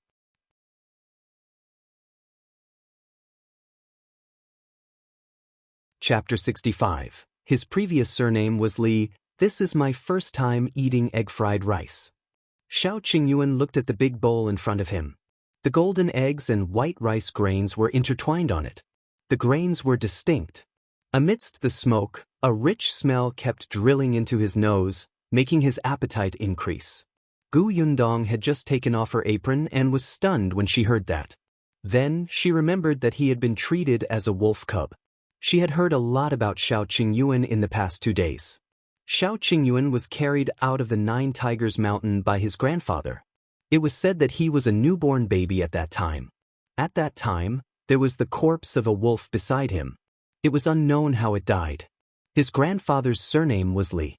At that time, the Li family's eldest branch only had 2 daughters and had never had a son, so Grandpa Li put Qingyuan under the name of the couple. Later on, the eldest branch gave birth to a son and did not treat Qingyuan very well. When Qingyuan was 14 years old, he was chased out by the eldest branch. Grandpa Li refused to accept it and left the Li family with Qingyuan. However, not long after, Grandpa Li fell seriously ill and passed away. From then on, Qingyuan changed his surname to Shao. This surname was discovered when he was still an infant. Qingyuan's life in the past 10 years was actually not much different from the previous Yundong. Later on, he was alone and probably had never learned how to cook egg fried rice. However, Yundong did not know that Qingyuan was not just incapable of cooking egg fried rice. He was simply a kitchen killer, the kind that could burn down half the kitchen with just one meal. Ever since Grandpa Li passed away, as long as the weather was hot, he would mostly work in the town and county and buy some food on the streets. Whenever he was in the village, he would buy dry rations and steamed buns in town for a few days. His food was very rough. Yundong was at a loss for words as she watched him gobble down the food. After he finished eating and left, Yundong returned to his room with the warm 40 taels of silver. The three of them had already fallen asleep in the room. Yundong's heart was relieved and he quickly fell asleep. However, Qingyuan had returned. At this moment, he was on a roof not far away. One hand was behind his head, and the other was touching his stomach. He was lying on his back and looking at the sky above his head. The light in his eyes was even brighter than in the day. Yundong slept contentedly. Without Madame Fong and her daughter's banter early in the morning, she felt that the entire world was quiet. With the money, she couldn't wait to go to the homestead to look at the newly built house. This time, she brought Madame Yang and the other two along. The homestead was in full swing. Fong Danning had already brought more than 20 young men to work. When he saw her, Fong Danning immediately walked over. "How is it? Everyone looks good, right?" It was indeed not bad. Most of these people were from this village, and some were from the neighboring village.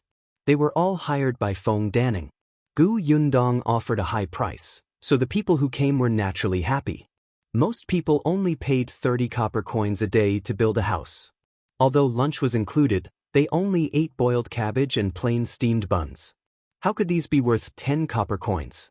They might as well go home and eat their own food. Someone also greeted Yundong. Seeing that the young lady was clean and refreshing, their impression of her increased. Yundong smiled and nodded one by one. Seeing that everyone was sweating profusely, she thought for a moment and turned to knock on the door of the house next door. Her homestead was remote, and there were only 2 or 3 neighbors around.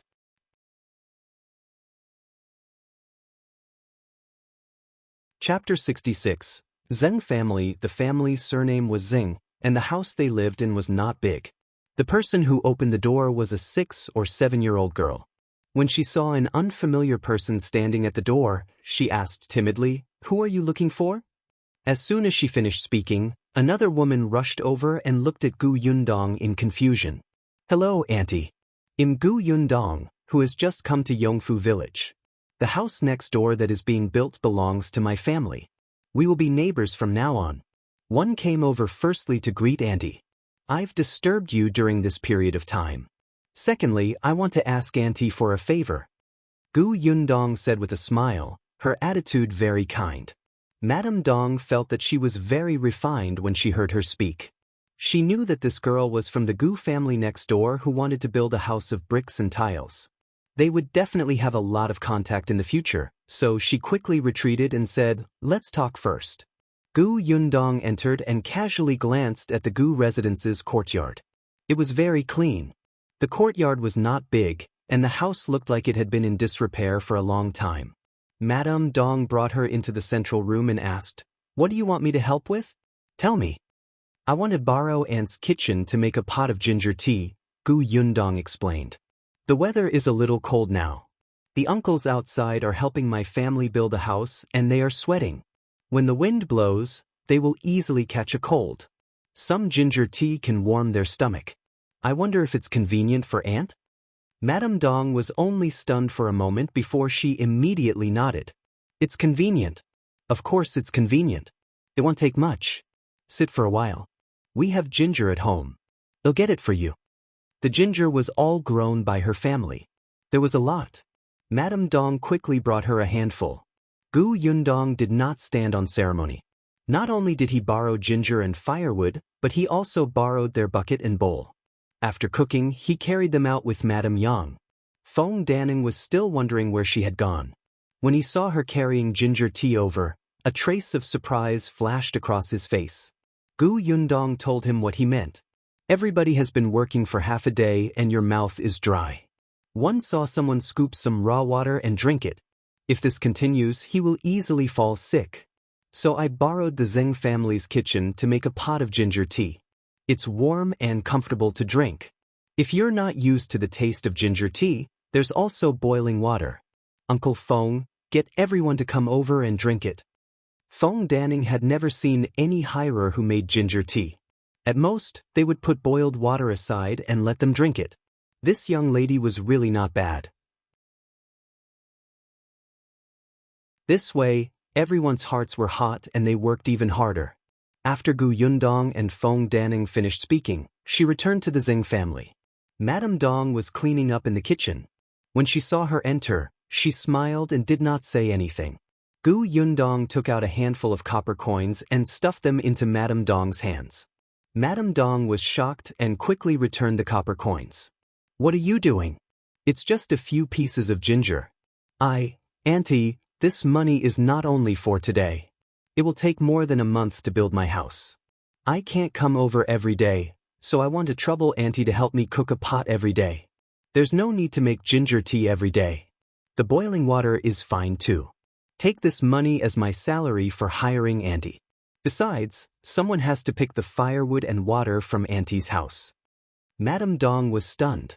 She looked down at the 200 copper coins in her hand and thought of the man who could only lie on the bed after his leg was smashed. She also thought of the few young children at home. She gritted her teeth and took the money back. Thank you. Then he'll have to trouble you, Aunt. Gu Yundong then left the Zeng family's courtyard. Unexpectedly, just as she stepped out, she saw the door of the neighboring house open. She looked at the man who had just stepped out of the door in surprise.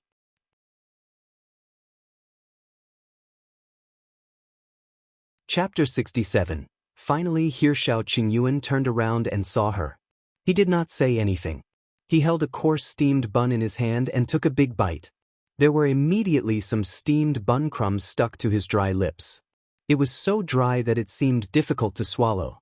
Gu Yundong felt as if her throat and eyes were blocked, especially when she saw a small piece of steamed bun fall to the ground and smash into the soil, creating a small pit. Gu Yundong was speechless. How hard was it? Could it be digested? She couldn't help but swallow. Behind her, she heard Madame Dong's hurried footsteps. Yundong, one don't have anything good at home.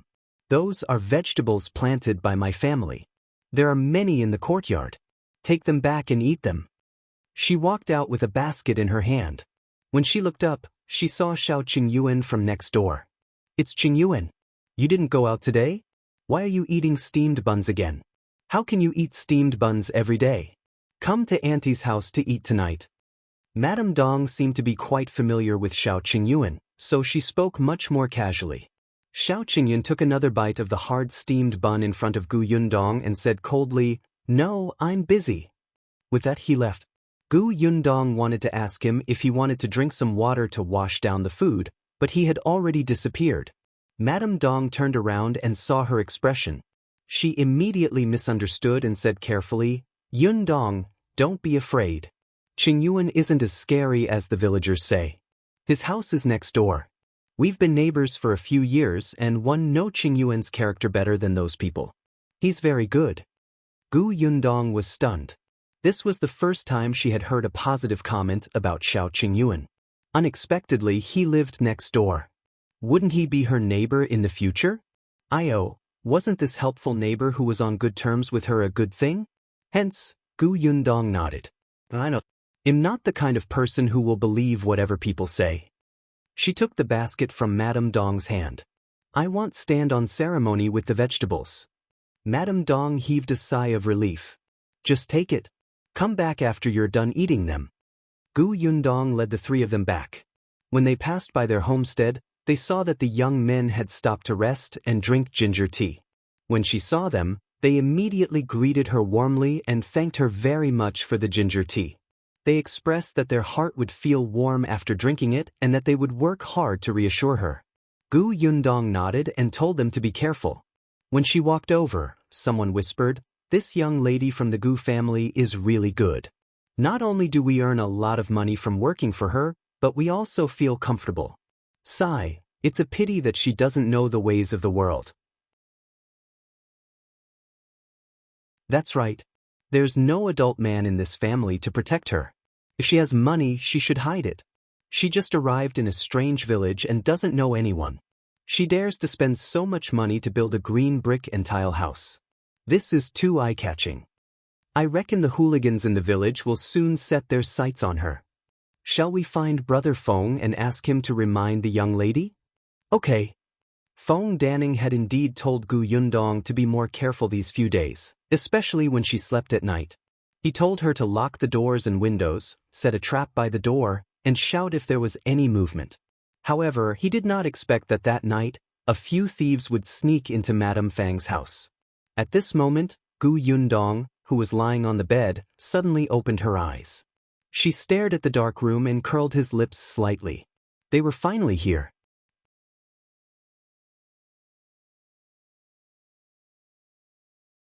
Chapter 68. Where is she?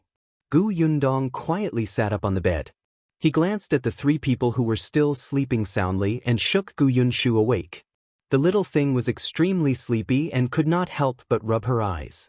He opened his mouth and called out, "Sister, Shu." Gu Yundong lowered her voice and pointed at the door.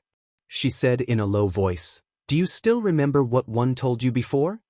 Gu Yunshu suddenly sobered up and thought of what his eldest sister had said to him. "I remember that someone wanted to steal our money, cut off our escape route, and dig up our ancestral grave." He clenched his fists. "Big sister, did the thieves come?" Thanks to his training during his escape, although Gu Yunshu hated these thieves, he was not afraid. Therefore, not only did he not hide under the blanket, but he also looked like he was about to go out and fight with them. "Yes." Gu Yundong smiled and silently opened the door of the room. He walked to the chair in the central room and sat down. Then, he stared at the two-door door not far away, waiting for them to enter. Gu Yunshu immediately took out a wooden stick from the corner and moved to her side, ready for battle. At this moment, in the courtyard outside, four sneaky figures were climbing down from the wall.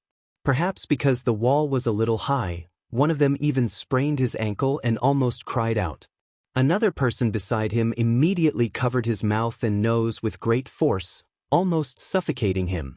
Which way? After adapting to the position in the courtyard, these people began to observe the surrounding environment. This was really their first time coming to Madame Fang's house. After all, there was a lot of trouble in front of a widow's door, and this widow was the second daughter-in-law of the village chief's family. Therefore, these thieving hooligans would not wander around the vicinity for no reason, let alone have the chance to enter this house. Now that Madame Fang was not at home, there was a rich person living at home who did not have any backing. TSKSK, the prey had delivered themselves to their door. I've asked around. The Gu family of 4 lives in the room on the left. Okay, 111 go in with Big Qian and Zhuangzi in a while. Gosheng, you stay outside and keep watch. Sure thing. Brother, I've asked around. The Gu family's house costs at least 70 to 80 taels. One reckons she's already given Feng Danning a few taels. The rest are probably in the room. Don't worry about the 2 children from the Gu family. The children are all sleeping soundly. When we go in later, we'll follow the usual rules. Big Qian and I will use daggers to take care of the 2 older ones. In case they wake up, we can threaten them not to make a sound. Brother, you will find the silver. When I think about how we're going to have dozens of taels of silver soon, I'm so excited that one want to go to the toilet. Good for you. Let me tell you, it's definitely not just a few dozen taels. Think about it. If you only have 70 to 80 taels, would you be willing to take them all out to build such a big green brick house? It's not like that a straw hut can't be lived in. I think it's at least a few hundred taels. Damn, I'm so excited that I want to go to the toilet. The few of them approached the central room excitedly. They did not know that Gu Yundong would dare to build a house worth 100 taels of silver when she did not even have 70 to 80 taels of silver. Gu Yundong heard the sound of footsteps approaching and also heard a faint groan. The corners of her lips curled up as she waited for these people to walk right into her trap. However, after waiting and waiting for a long time, the door was still not pushed open. Gu Yundong held the stick and almost fell asleep again. Gu Yundong finally lost her patience. He opened the door of the central room and looked out. Where was she?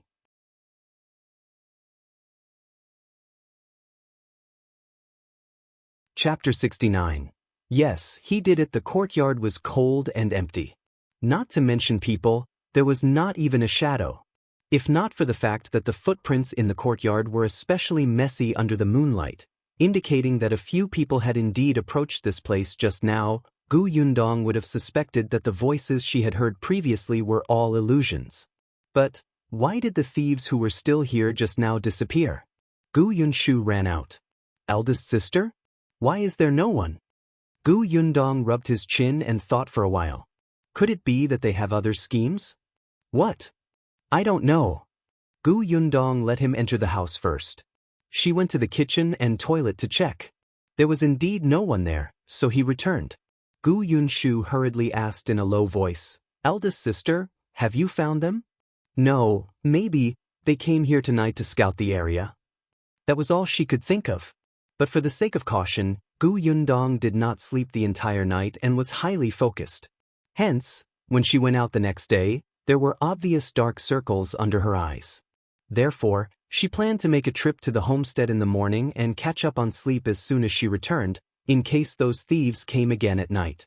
Unexpectedly, when she went to the Zeng family's courtyard, she saw Shao Qingyuan again. There was no one in the courtyard. Madame Dong was making ginger tea. Her daughter, the 7-year-old girl she had seen yesterday, was helping to light the fire. Her 9-year-old son and 5-year-old son were not at home. They had gone out to collect firewood. Gu Yundong sat down in front of Shao Qingyuan and asked him, Did Aunt ask you to come for dinner? No, Shao Qingyuan said. I'm waiting for you here. Gu Yundong was surprised. Waiting for me? What's the matter? Are you going up the mountain to hunt wild boars again? Ah, did you discover the traces of the 3rd wild boar? Shao Qingyuan, I didn't go up the mountain for the past 2 days. I was waiting for you to tell you that your house is being targeted. Shao Qingyuan's expression was serious. Last night, 4 hooligans climbed into your courtyard to steal something. You saw them? Yes. Shao Qingyuan nodded. One knocked them out and took them away. One had to leave their name behind when doing a good deed. Gu Yundong did not know whether to say it or not. Her expression was especially complicated, and her dark circles were even more eye-catching. Shao Qingyuan could not help but frown. What's wrong? Gu Yundong thought that he had good intentions and she had to appreciate it. Hence, she tried her best to be tactful and said, Actually, I've been waiting for the thieves to come to my house for the past 2 days. It's like this. One think that many people will be jealous of my house after it's built. Instead of guarding against people playing tricks all day, it's better to make an example out of them and let everyone see the consequences of having designs on my family. Don't think that my family is easy to bully without an adult man. Last night, I sat in the central room, waiting for them. As she was speaking, she seemed to have heard someone grunt. She originally thought that the thieves had accidentally bumped into something and cried, but it turned out that it was not the case. Shao Qingyuan tightened his grip and pursed his lips tightly. Gu Yundong really had no intention of blaming him. However, Shao Qingyuan took a deep look at her dark circles and suddenly stood up. Got it. Then he left. His long legs were striding. Gu Yundong did not even have time to say, thank you. She touched her forehead and secretly sighed. After exchanging a few words with Madame Dong, Gu Yundong went back and slept for the entire afternoon. She was not particularly sleepy at night.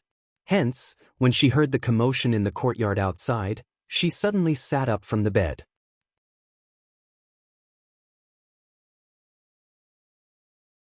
Chapter 70. Sent back this time, Gu Yundong did not wake up her brother who was sleeping soundly holding his stomach. She walked out quietly. The moonlight was still as bright as yesterday, illuminating the entire courtyard. As soon as Gu Yundong opened the door of the central room, she saw 4 black shadows in the middle of the courtyard. He looked closer and realized that they were 4 sacks. What were they? There was no movement from the sack. Gu Yundong looked around and hesitated for a moment before going forward to untie the rope on the sack. Then he saw a human head. Whoa! Gu Yundong suddenly took a step back. To be honest, if she had not experienced many things and did not have a strong mental fortitude, she would have thought that there was a murder and body dumping case. She would have screamed in fear and summoned her neighbors over. Who the F***ck left him here? Gu Yundong cursed whoever did this. She calmed herself down and went forward again. Now that she took a closer look, the person in the sack was still covered with a black cloth. He looked like a thief? Gu Yundong's eyes widened and she suddenly came back to her senses. She looked at the 4 sacks again. Wasn't that the number of people Shao Qingyuan had told her? So these people were thrown here by Shao Qingyuan? Gu Yundong felt as if a mouthful of blood was stuck in her chest. She could not spit it out. Her head hurt. After a while, she went forward and patted the face of the person in the sack. Hey, wake up, wake up. Zhuangzi opened his eyes in a daze. His mind was in a daze for a while. In the next moment, he seemed to have thought of something and hurriedly shouted, "Hero!" Before he could say the words "spare my life," his mouth was blocked by a rag. He whimpered twice, and his eyes adapted to the moonlight. He finally saw who the person in front of him was. Zhuangzi's eyes widened. Wasn't this the little girl from the Gu family? He remembered that, last night, the few of them came to her house to steal something. Then they were hit on the back of the head. When they woke up, their eyes were covered and their mouths were gagged. He didn't know where they were, but they were ambushed. At that time, he thought that he was going to be trafficked into a black kiln to be a laborer and live a life worse than death. However, before he could escape, he was beaten half to death and fainted again. When he woke up again, that person beat him up again. He thought that he had encountered a pervert. He did not expect that when he woke up, he would actually see who the person in front of him was. Could it be that she was the one who knocked out the 4 of them last night? One don't think so? Gu Yundong seemed to see the changes in life in his eyes. In the end, under his frightened gaze, she finally said faintly, "What's your name?" Answer the question properly and don't shout. Otherwise, you might lose your fingers. Gu Yundong held a dagger and pulled out his bound hand. The dagger flashed coldly and was placed on his finger. With a little force, blood could be seen. Zhuangzi was scared to death. Hence, after Gu Yundong removed the cloth ball from his mouth, he immediately answered obediently, "My name is Zhuangzi. You came to my house in the middle of the night to steal something, right?" Zhuangzi immediately shook his head and denied, "No, we were just passing by." Before he could finish speaking, he felt a sharp pain on his finger and hurriedly nodded. "We're here to steal. We saw that you can build such a big house, so you must be rich. There's no man in your family, so we can easily succeed. After that, you don't have anyone to trouble us. Other than me, there are Liangzi, Big Qian, and Gosheng. Liangzi is our big brother." "That's right. Didn't you give me a clear explanation? 111 treat you better tomorrow." Gu Yundong smiled and put away the dagger. For some reason, Zhuangzi shuddered. But she was clearly a 13-year-old girl. Why did she make him feel so scary? Could it be that he had been traumatized by her a few times during the day and was subconsciously afraid of her? What does tomorrow mean? You'll know when the time comes. Gu Yundong raised his hand and Zhuangzi fainted again.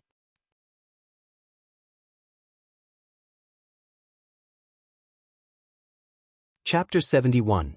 Time to settle the score. The next morning, not long after dawn, a few children ran around the village and shouted, "Hurry up and take a look. The Gu family has caught thieves. It's Liangzi, Big Qian, and Gosheng." One heard that they were caught on the spot when they were stealing. An adult, who was about to go to the field, could not help but stop the children. "What did you say just now? Who caught those hooligans?" The children were still holding the candy in their hands. As they licked it lovingly and reluctantly, they said, "It's the Gu family that wants to build a green brick house in our village. The 4 of them have been arrested. Now they're at Second Aunt Chen's house." "What? An adult beside him had a look of disbelief on his face.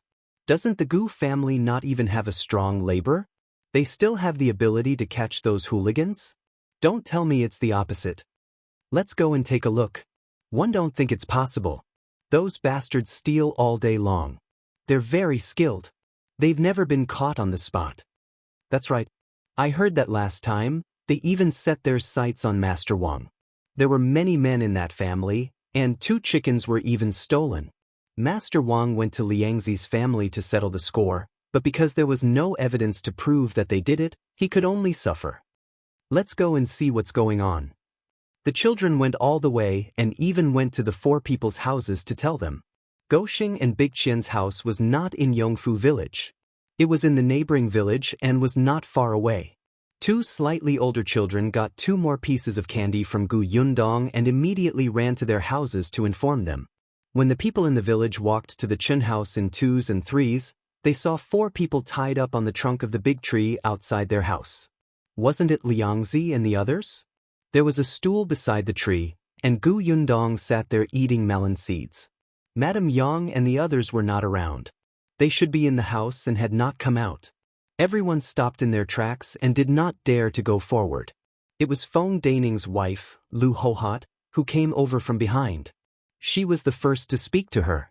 Yundong, what's going on?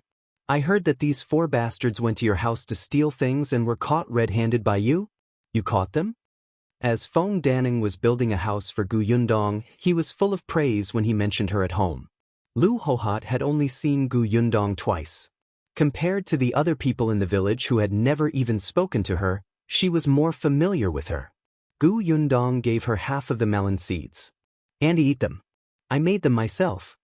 Lu Hohot looked at the fragrant melon seeds in her hand in a daze. She could not help but eat one. Yes, it really smelled good. She could not be bothered to ask any more and started eating. This scene made the onlookers, who wanted to know the truth, want to go up and hit her. You haven't eaten melon seeds in half your life, right? Gu Yundong looked around and immediately saw Liangzi and his family from afar. She stuffed the remaining melon seeds into Lu Hohot's hands and clapped her hands. She walked to the 4 of them and woke them up. It's dawn. It's time to settle the score. Wake up. Zhuangzi was the first to open his eyes. When he saw her, he immediately felt his fingers begin to hurt. He immediately squeezed out a very ugly fawning smile. Liangzi was the second to wake up. The moment he opened his eyes, he saw that they were tied up. In front of him was Gu Yundong's harmless face. He immediately shouted angrily, "Stupid girl, did you tie us up? Let go quickly, or 111 sell you to a brothel."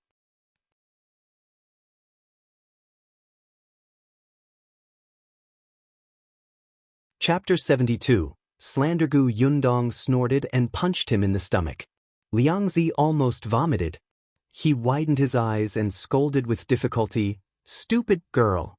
Liangzi's family, who had just run over, looked up and saw this scene. They immediately rushed up to hit her. "Where did this bitch come from? She just came to our village and dares to deal with our village. Do you think there's no one in our family?" The person who scolded him was Liangzi's mother, Qingyuan.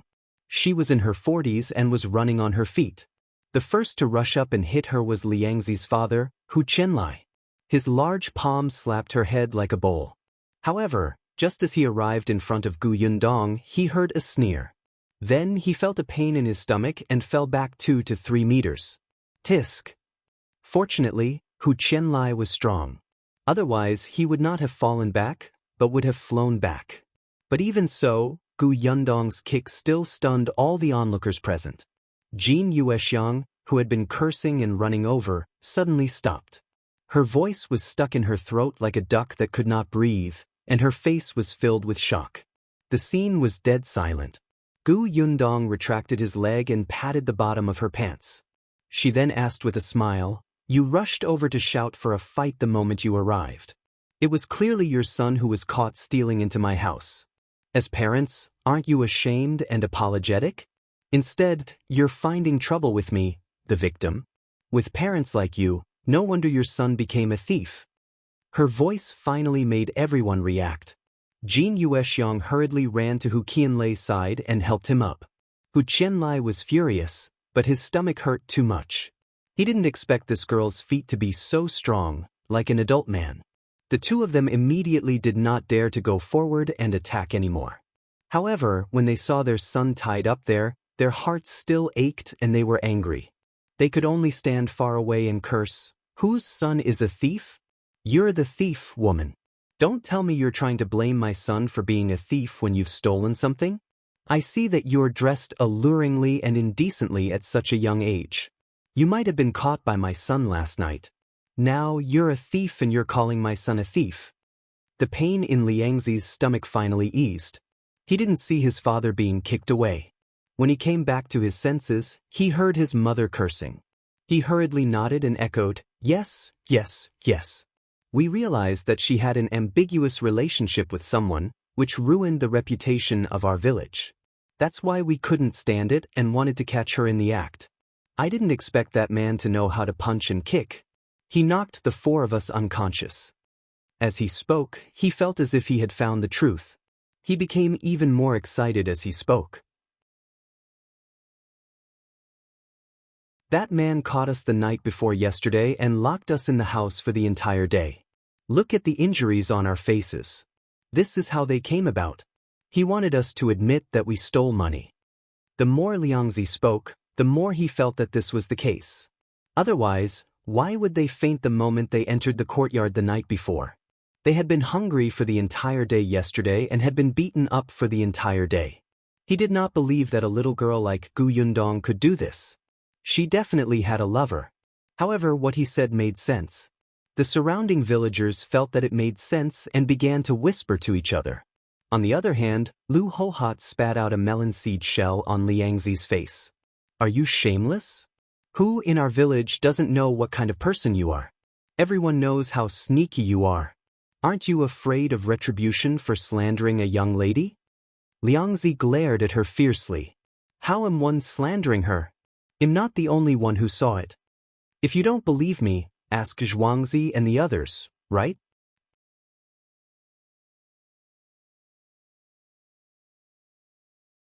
Chapter 73. Conditions for release. Liangzi looked at Zhuangzi from the corner of his eyes, indicating for him to speak quickly.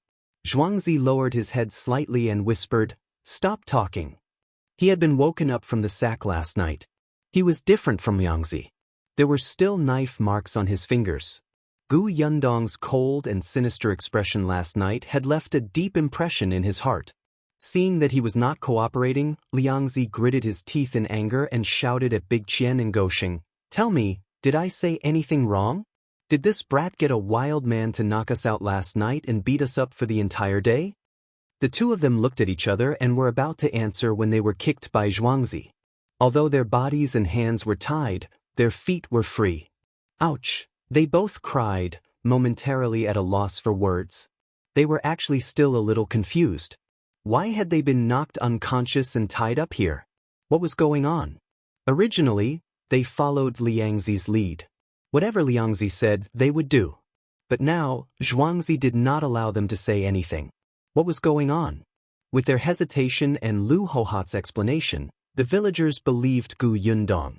When Jin Yuexiang saw that everyone was pointing at them, she immediately jumped up. "Liangzi is right. They went out the night before last and didn't come back.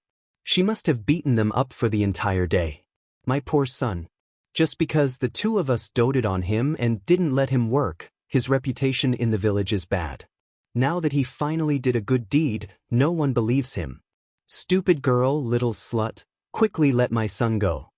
A shoe had appeared in Gu Yundong's hand. She walked to Liangzi and raised her hand to slap him. Jin Yuexiang screamed, "What are you doing? If you curse me again, 111 slap him. Don't you dare." Jin Yuexiang was about to rush over when Gu Yundong turned his head and smiled at her. He raised his foot. "Come here." Jin Yuexiang was about to reach her.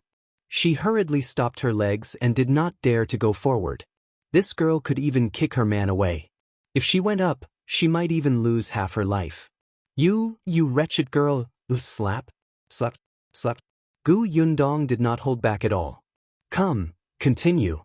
Jin Yuexiang saw that blood was flowing from the corner of her son's mouth and was so angry that her body was trembling. She couldn't care less and pounced on her. Gu Yundong did as she promised and kicked her. Come up and try again. She raised her eyebrows at Hu Qianlai and glanced at the families of the others who rushed over. Hu Qianlai looked at the old woman who was screaming and did not dare to move.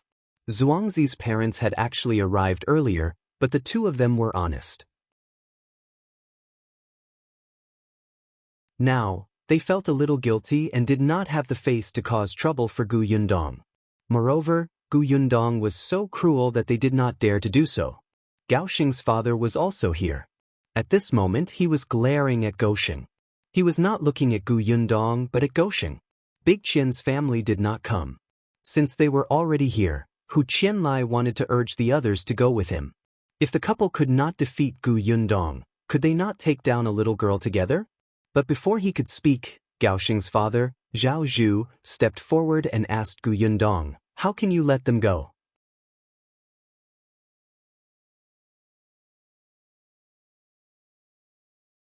Chapter 74. County Magistrate listens to me. Gu Yundong looked at him. Zhao Zhu was quite burly, completely different from Gaoxing's thin and weak appearance. Gu Yundong did not beat around the bush. Since your son was caught by me while stealing in my place, it's simple. Each person will pay 5 taels of silver, and 111 let them go. Zhao Zhu frowned. Hu Qianlai had already cursed loudly. Dream on. You can snatch 5 taels of silver. I won't give you a single copper coin. Gaoxing's father, why are you talking nonsense with her? Let's attack together. You're strong. Can a little girl like her beat a few of us at the same time? Zhao Zhu pursed his lips, but Gu Yundong smiled at Hu Qianlai. I think you've forgotten who won am. As she spoke, she glanced around. These words were not meant for Hu Qianlai and the others, but for everyone in the village. One fled from Yongning Prefecture to Xuanhe Prefecture and then to Yongfu Village. On the way to Yongning Prefecture, thieves ran rampant, refugees were everywhere, corpses were everywhere, and people ate each other's children. I saw more dead people on the way than the villages here combined. But now, I'm standing here unscathed with surplus food and my mother and siblings. What do you think I relied on? Everyone present fell silent. That's right, what did she rely on? Beautiful? She was about to starve to death.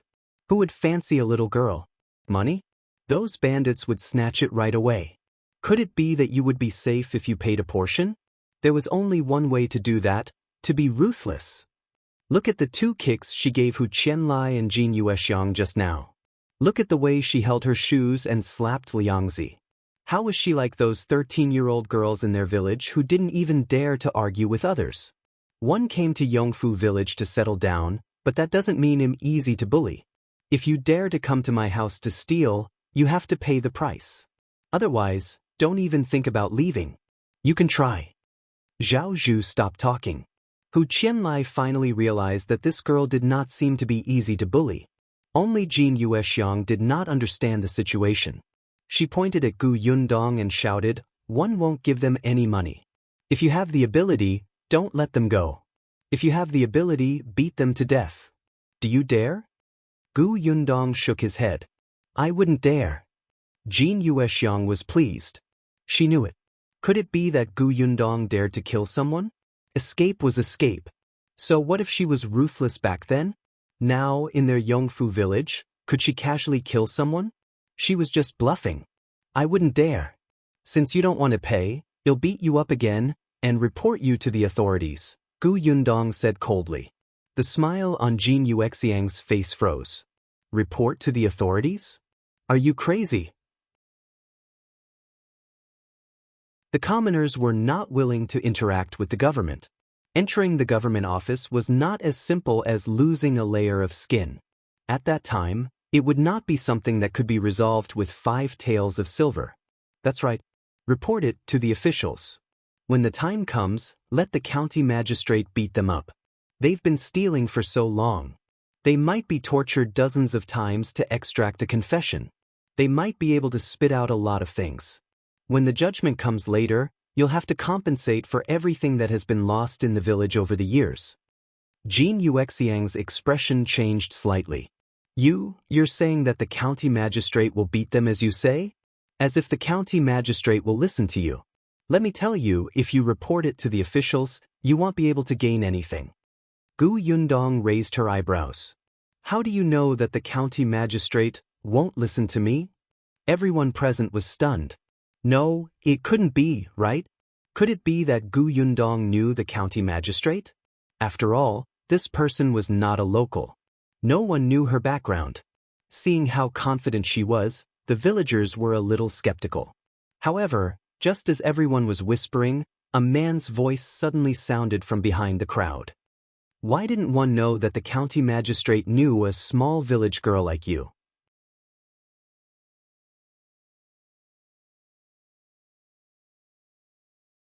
Chapter 75. Can't stay here anymore. Everyone looked back and saw Madame Fong and her daughter standing behind the crowd. They did not know when these two people had returned. Beside them stood a young man who looked like he was from a rich family. This person pretended to be handsome and waved his fan. He slowly walked over from the back of the crowd and stood beside Zhao Zhu. He raised his eyebrows and sized up Gu Yundong. You're just a little girl. How dare you deceive your neighbors with the name of the county magistrate? You're quite bold. Chen Yulan hurriedly followed and introduced him to everyone. This is the young master of the Lu family in the county. Young Master Lu and the young master of the county magistrate's family are classmates and good friends. Yundong, you're too bold. How dare you deceive the county magistrate? If the Lord finds out, you'll be beheaded. Gu Yundong did not know who this person was, but she did not expect Chen Yulan to introduce him. Well, there's no problem then. She looked at young Master Lu. Young Master Lu is only familiar with the county magistrate's young master. How do you know who the county magistrate knows? Moreover, even if young Master Lu and the county magistrate are on good terms, so what? Could it be that His Excellency will tell you if everybody he knows? Lu Wei was at a loss for words. That seemed to make sense. In fact, he had only met the county magistrate a few times. Do you really know the county magistrate? Gu Yundong chuckled. If you don't believe me, you can ask him. She did not know the county magistrate, but she knew the prefecture magistrate. Lu Wei was a little uncertain. Seeing that she did not look guilty at all, he hesitated again. 111 Ask another day. Actually, he was just saying. How could he really dare to say these words in front of the county magistrate? Hu Qianlai and Jin Yuexiang were really speechless now. What should they do? This girl didn't seem to be afraid at all. She couldn't really be captured by the officials, right? Liangzi was a son of theirs that they had when they were old. They always spoiled him, which was why he had such a reckless personality. Zhao Zhu was the one who could see the situation clearly. He was straightforward. All right, 5 taels of silver then. Zhuangzi's parents looked at each other and said in a low voice with a bitter expression, Our family can't fork out 5 taels of silver now. Can you give us more time? We'll pool it together. Sure. Hu Qianlai was unhappy. He rolled his eyes and said, He's giving you 5 taels of silver, but what did you do to our Liangzi? At most, he'll give you 1 tael. Liangzi was the one who was beaten the most. When he heard this, he was a little unconvinced. Father, mother, I'm really not wrong. This bitch has a man. We were beaten up for the entire day yesterday. Zhuangzi finally couldn't take it anymore. Enough, Liangzi. There's no wild man. The one who captured us was this girl. Bullshit. Gu Yundong lifted her shoes and Liangzi shouted in horror, Give it to her, give it to her. His mouth was burning with pain and he began to drool as he spoke. Gu Yundong was satisfied. This person would not be obedient if she did not hit him. They each paid 5 taels of silver, but Big Qian's family did not come. Gu Yundong asked him to write an IOU. Then he untied the rope and let them go. 5 taels of silver was not a small sum. The other villagers also saw that the 4 of them had spent a lot of money. If they wanted to offend her in the future, they would have to think twice. This was Gu Yundong's goal. She had to let them know that if they wanted to bully her family, they had to be prepared to spend money to avoid disaster. In addition, she had deliberately mentioned the county magistrate. Even if these people did not believe her, they would have some scruples. The crowd gradually dispersed. Gu Yundong was about to go back when she saw Chen Liang's second daughter-in-law coming over. "Yundong, my father-in-law is back and wants you to go over." Gu Yundong knew that Chen Liang had gone out early in the morning. Now that he was back, he asked her to go over. Did he hear about what happened here? She nodded and went to the village chief's house. Unexpectedly, as soon as she entered, she heard Madame Fang's voice. "I don't dare to let such a family stay in my place anymore."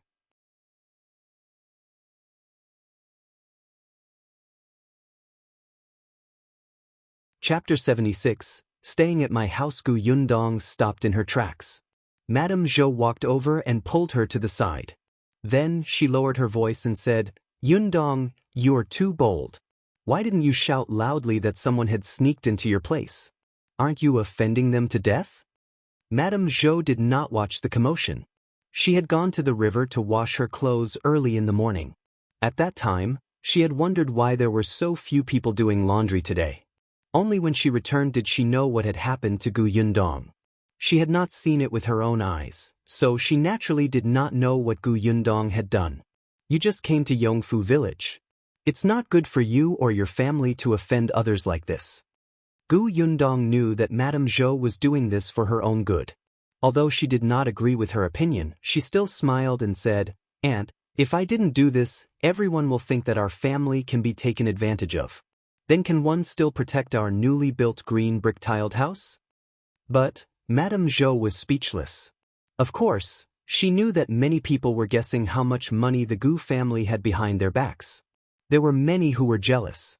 In fact, she had already reminded Gu Yundong from the start that she did not need to build such a good house to attract attention. It was reasonable for her not to show her wealth, but Gu Yundong felt that the comfort of living here was the most important. It was impossible to be always vigilant against thieves. Madame Zhou sighed and opened her mouth to say something, but she heard Chen Liang's scolding in the central room. "What nonsense are you talking about? You've already accepted their rent. How can you change what you agreed on so easily? If you don't let people live now, where can the Gu family move to?" Gu Yundong nodded to Madame Zhou and walked straight into the central room. In addition to Madame Fang, there was also Qingyuan and Chen Liang's second son in the house. The Lu family's young master, who had come with Madame Fang and her daughter, was not around. Madame Fang was still a little afraid of Chen Liang, so her voice immediately weakened. "But look at what Gu Yundong has done. If she wasn't too ostentatious, how could she have provoked the thief? I don't even know if I have any less things in my house. Moreover, she offended Hu Liang today. What if he comes to take revenge another day?" Chen Yulan also said from the side, "That's right, uncle. Mother and one are just two weak women. How can we be a match for a few hooligans? It's not easy for Sister Yundong and the others, but Mother and one are also very innocent." "That's right. Yulan is going to marry into the Wu family after the new year. One hoped that there won't be any twists and turns during this period of time. What if something happens in between? What will the Wu family think of our family?" Chen Liang's expression was very ugly from the mother and daughter's words. "You, Uncle Chen?" Gu Yundong walked in. "So be it. They'll move out." To be honest, she was also very uncomfortable staying at Madame Fang's house. She originally thought that she had no other choice but to stay for a month. However, from the looks of it, it was not impossible to live in the town. Uncle Feng was a trustworthy person. With him watching over the situation, he did not have to rush back to Yongfu village to look at the house every day. She could also take the opportunity to see the environment of the town and the way to earn money. It was also convenient to buy things. Moreover, she had already achieved her goal of living in the village. Those who had ill intentions no longer dared to have any designs on her family. As soon as Gu Yundong finished speaking, Chen Liang frowned. "Then where are you going to stay?" "After what happened today, no one in the village was willing to rent it to her." "Stay at my place." A voice suddenly sounded from the door.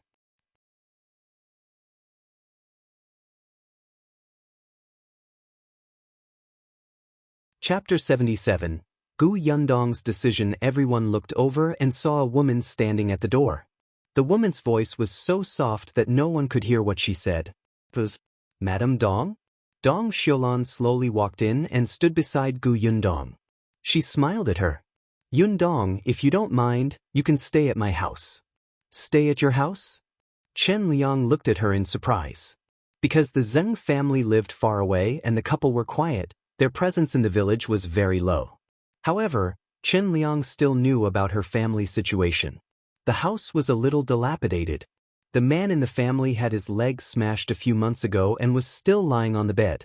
The 3 children were still young. The family of 5 relied on Madame Dong to do some embroidery and exchange for a few copper coins. According to Feng Danning, the Gu family had hired them to cook some ginger tea for everyone to drink every day. It seemed that they were very familiar with each other. Before he could speak, Madame Feng said, "Your house? You have a man in your house. Madame Yang is good-looking, and Gu Yundong is at the age of marriage. If they stay at your house, won't others gossip?" These words were very unpleasant to hear, but they were also the truth. However, Chen Liang still glared at Madame Feng. Madame Feng pursed her lips and muttered softly, "For that bit of rent money, your family is really not careful." Dong Xiulan blushed at her words and couldn't help but tug at her fingers. "Village chief, we want gossip if you stay at my house. Qingyuan promised me that he would let my man and big boy stay at his house. It's also convenient. Besides, the Gu family's new house is built next to ours. It's close for her to take a look." Chen Liang was stunned. Shao Qingyuan? That kid lived alone and had 2 rooms at home. Zeng Hu and his son lived in his house, which was not far from home. The problem was not big. However, he did not expect Shao Qingyuan to agree. They had been neighbors for so many years, and the relationship between the 2 families was better than he imagined. Chen Liang thought about it and felt that this was a good idea. If his sister-in-law was unwilling, there was no point in forcing her. It was inconvenient for both families to stay. Hence, Chen Liang turned around and asked Gu Yundong, "Yundong, what do you think?" "Yundong, although my house isn't big, it's quite clean. I'm also grateful to you for taking care of our family and giving me the job of making ginger tea. If you think it's okay, you can stay at my house. When you're busy, the girl and boy at home can help take care of Yunshu and Yunka. The distance is short to the homestead." Gu Yundong hesitated. Madame Dong was right. It was very convenient to stay at her house, especially since Yunshu and Yunka were 2 children. The village chief's Godan had gone to school in town. This was the reason why Chen Liang was not around this morning. He had personally sent his son to his master's house. Although she also wanted to send Yunshu, she had to wait until she settled down. It would be good to have someone take her around the village during this period of time. Gu Yunka basically didn't go out much.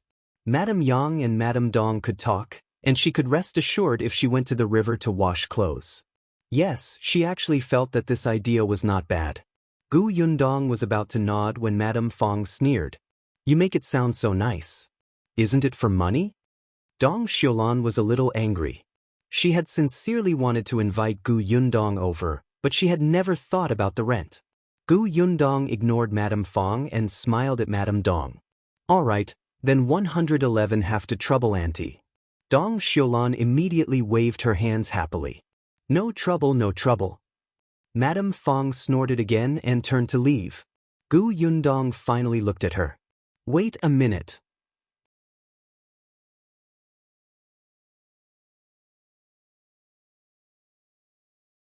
Chapter 78. Anger you to death. Madame Feng turned around and asked angrily, "What are you doing? Since I'm no longer staying at your house, it's time to return the 200 copper coins to me." Madame Feng was unhappy. "Return them? You're the one who caused trouble for our family. Those 200 copper coins aren't even enough to compensate us." Chen Liang really didn't know that Madame Feng was such an unreasonable person before today. His face darkened. "Give them back. You were the one who didn't keep your promise first. You should return the money to her." Madame Feng wanted to say something, but Chen Yulan tugged at her clothes. She could only say indignantly, "Fine, I'll return them." However, Their family has been living here for a few days. It's impossible to return all 200 copper coins. At most, it's 100 copper coins. Gu Yundong smiled and said, since you want to calculate it this way, let's calculate it clearly. 200 copper coins is a month's rent. It's less than 7 copper coins a day. We've lived for 6 days, which is 40 copper coins. Return 160 copper coins. Actually, according to the normal contract, you broke the contract and refused to let us stay because of unknown dangers in the future. You should compensate us at least twice the amount. But for the sake of the village chief, forget it. I don't want to tangle with you anymore. Pay up. Madame Fang's eyes widened. What are you talking about? You want us to compensate you? That's impossible. At most, it's 100 copper coins. That's all I have. Gu Yundong smiled in a very friendly manner. Aunt Fang, did you not see the scene of Hu Liang's 4 families compensating me just now? It was really a confusing thing. Do you want me to help you recall? What's the difference between you and those hooligans? Madame Fang recalled Hu Liang's face that had been beaten into a pig's head. She immediately felt a little afraid. She could not help but hide behind Qin Liang. Uncle, look at what she's saying. She's threatening me. I'm the daughter-in-law of the Qin family. She's too much. Madame Zhou sneered. The daughter-in-law of the Qin family can't be unreasonable. Wouldn't nothing happen if sister-in-law returns the money to her? Sister-in-law, you make it sound so easy. You're not the one paying for it. Gu Yundong was impatient. Are you going to give it to me or not? She held a stick as thick as a finger in her hand. Nobody knew where it came from, but with a light snap, the sound of it was especially crisp and horrifying in the central room. Madame Fang's body trembled violently. She was not a bold person after all. She hurriedly nodded. 111 give them to you.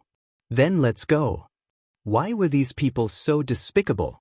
If she didn't teach them a lesson, they would insist on struggling. Madame Fang looked at Qin Liang again. Qin Liang silently turned his head. Madame Fang could only dawdle out of the central room.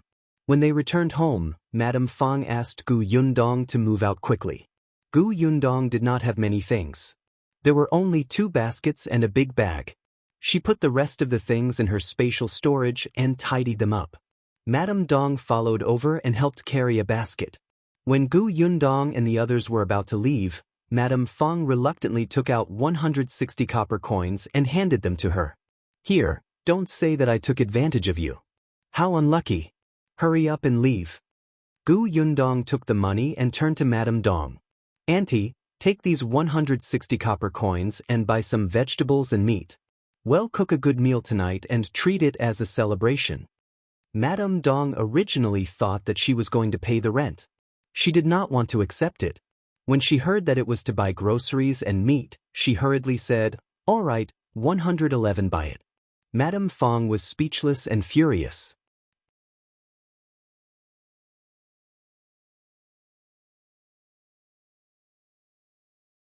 Chapter 79. Moving. Gu Yundong led Madame Yang and the other 2 to the Zeng house. Zeng Hu and his son had already moved into Shao Qingyuan's house. There were only 7-year-old Zeng Yu and 5-year-old Zeng Lu at home. The siblings were very happy to see them. One of them helped carry the luggage, while the other ran to Gu Yunsh's side and rubbed his head innocently, calling him brother. Dong Xiulan smiled and said, All Shu is 2 months older than you. You should call him big brother. Zeng Lu exclaimed, Why is he an older brother again? I already have an older brother. Can I call him younger brother? Gu Yunshu shook his head and sighed mischievously. It's my fault for being too hardworking. I came to this world 2 months earlier than you. I'm also very helpless. Don't be too sad. There's a good saying. This is fate. Zeng Lu was extremely disappointed and could only call him brother. However, when he turned around and saw the silly and small Gu Yunka, he immediately became happy and called her crisply, Sister. I hate my brother. Her bad brother called her fat girl again in the morning. She would complain to her eldest sister later and ask her to teach him a lesson and spank his butt. Zeng Lu, Gu Yundong was overjoyed. Indeed, children had to play with their friends. Dong Xiulan was also very happy. Her family was poor and lived in a remote place. The 3 children had helped the family work since they were sensible. They rarely had any friends. Now that the Gu family was living here, it felt lively. She instructed her daughter, Zeng, "Mother will go buy groceries. Take sister Yundong to her room to settle down and take care of her younger siblings. If there's anything you don't know, you can go next door to look for your brother." The eldest son of the Zeng family was called Xianxia. He was currently taking care of his father at Shao Qingyuan's house. Zeng Yu agreed, and Dong Xiulan left the house with the basket. Gu Yundong looked at the Zeng family. They seemed to have cleaned up the house better than when she came yesterday. It was only when she entered the room that she suddenly came back to her senses. The Zeng family seemed to have known that she was leaving Madame Fang's house and looking for a new place to stay. Otherwise, why would the Zeng father and son move so quickly? They had already tidied up the place beforehand. She turned around and asked Zeng Yu. The little girl blushed and replied shyly, "I don't know either." Before mother left, she said a few words. She didn't say anything else. After thinking for a while, she added, "But mother spoke to brother Shao before. Father was also carried over by brother Shao." Shao Qingyuan? Gu Yundong thought of the 4 sacks that had been thrown into the courtyard last night. It should have been Shao Qingyuan who had done it. Could it be that he had guessed that the Fang family would not let them stay, so he had asked the Dong family to invite them? For some reason, Gu Yundong felt his face heat up. It was not that she was thinking too much. Shao Qingyuan had helped her more than once. Not to mention the incident with the wild boar, just 2 days ago, he had knocked out 4 thieves who had entered her courtyard and dragged them away. Now, he had taken the initiative to help her solve the accommodation problem. Although Gu Yundong did not believe that Shao Qingyuan was a heartless person, she would definitely not treat him as a benevolent person who helped others for nothing. This person wouldn't have any feelings for her, right? Perhaps she had to find an opportunity to ask. Madame Dong quickly bought groceries back, mainly meat. There were vegetables in the garden, so there was no need to spend so much effort. She directly handed it to Gu Yundong. The meat and fish cost 60 copper coins. The rest of the money is here. There's firewood in the kitchen, and the water vat is full. You can use it directly. If you need anything, feel free to order Yuer around. I'll go to Qingyuan's house to brew medicine for my husband. I'll leave first." When Gu Yundong heard this, she knew that Madame Dong did not intend to take advantage of her family. She did not take her words to heart and even deliberately avoided them. She did not say anything. After Madame Dong left, she prepared more food before starting to cook Gu Yung's favorite braised pork.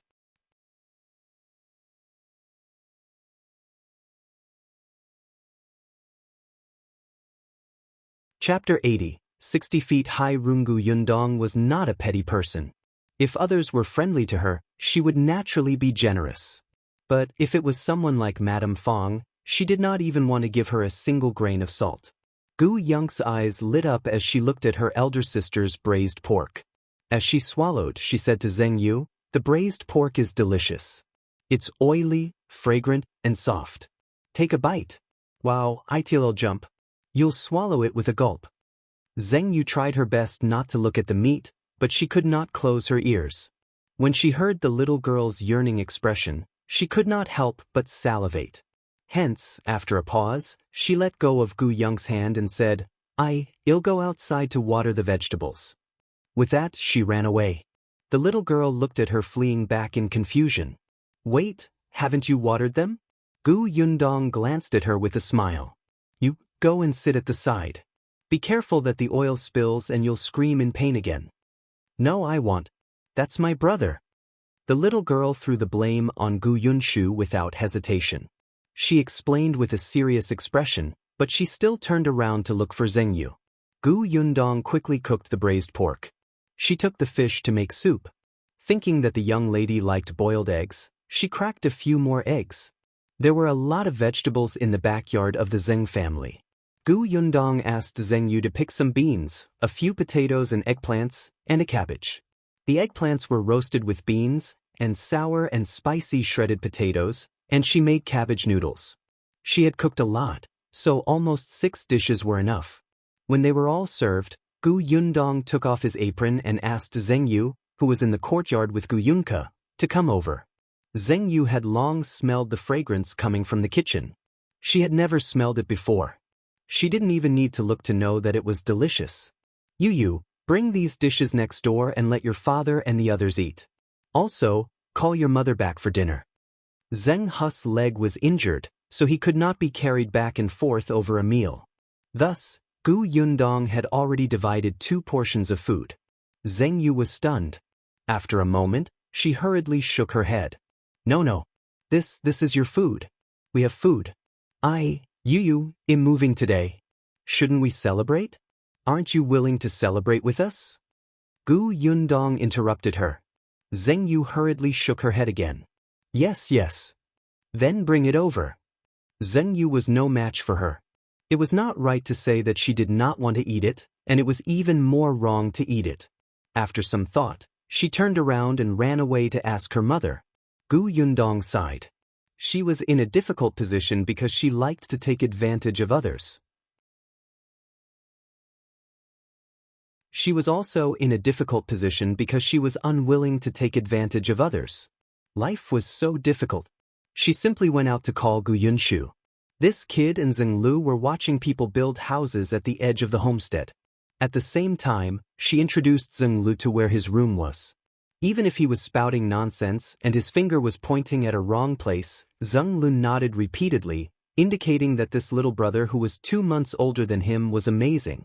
When Gu Yundong went to call him, Gu Yunshu was still unsatisfied and was saying that his room was 60 feet tall. Gu Yundong staggered and almost fell to the ground. 60 feet was 20 meters. How could you be so capable? The room was so high? Did you want to go to the sky? She slapped him on the side of the head and told him to get to work. Gu Yunshu carried the dishes to Shao Qingyuan's house next door. As soon as he left, there was a knock on the door.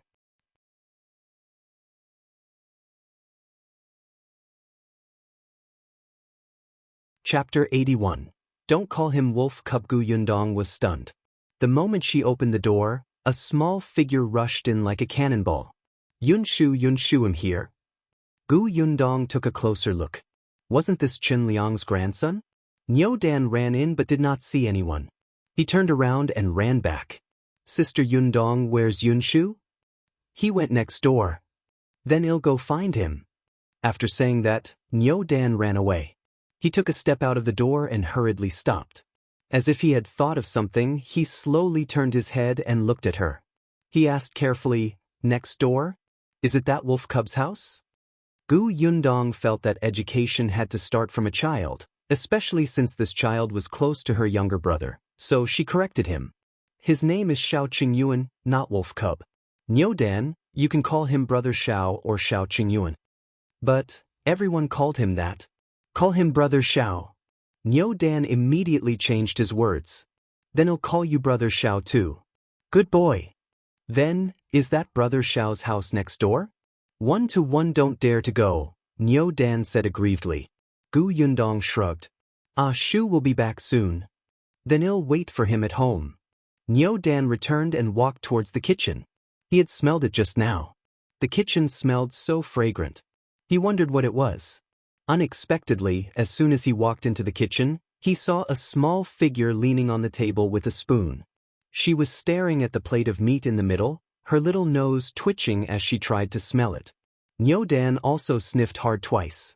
When they saw the dishes on the table, they almost drooled. He quickly walked over and asked Gu Yunke, if you want to eat, why don't you do it? Gu Yunke did not even turn around. Eldest sister said that before everyone is here, we can't eat yet. Otherwise, she'll slap my hand. I'll smell the food first. Oh. Niu Dan climbed onto the stool and stared at the dishes in front of him. As he watched, he could not help but lean on the table and sniffle with Gu Yunke. When Gu Yunshu returned from delivering the vegetables, he heard from his eldest sister that Niu Dan had come to look for him in the kitchen. He quickly brought Zeng Lu in.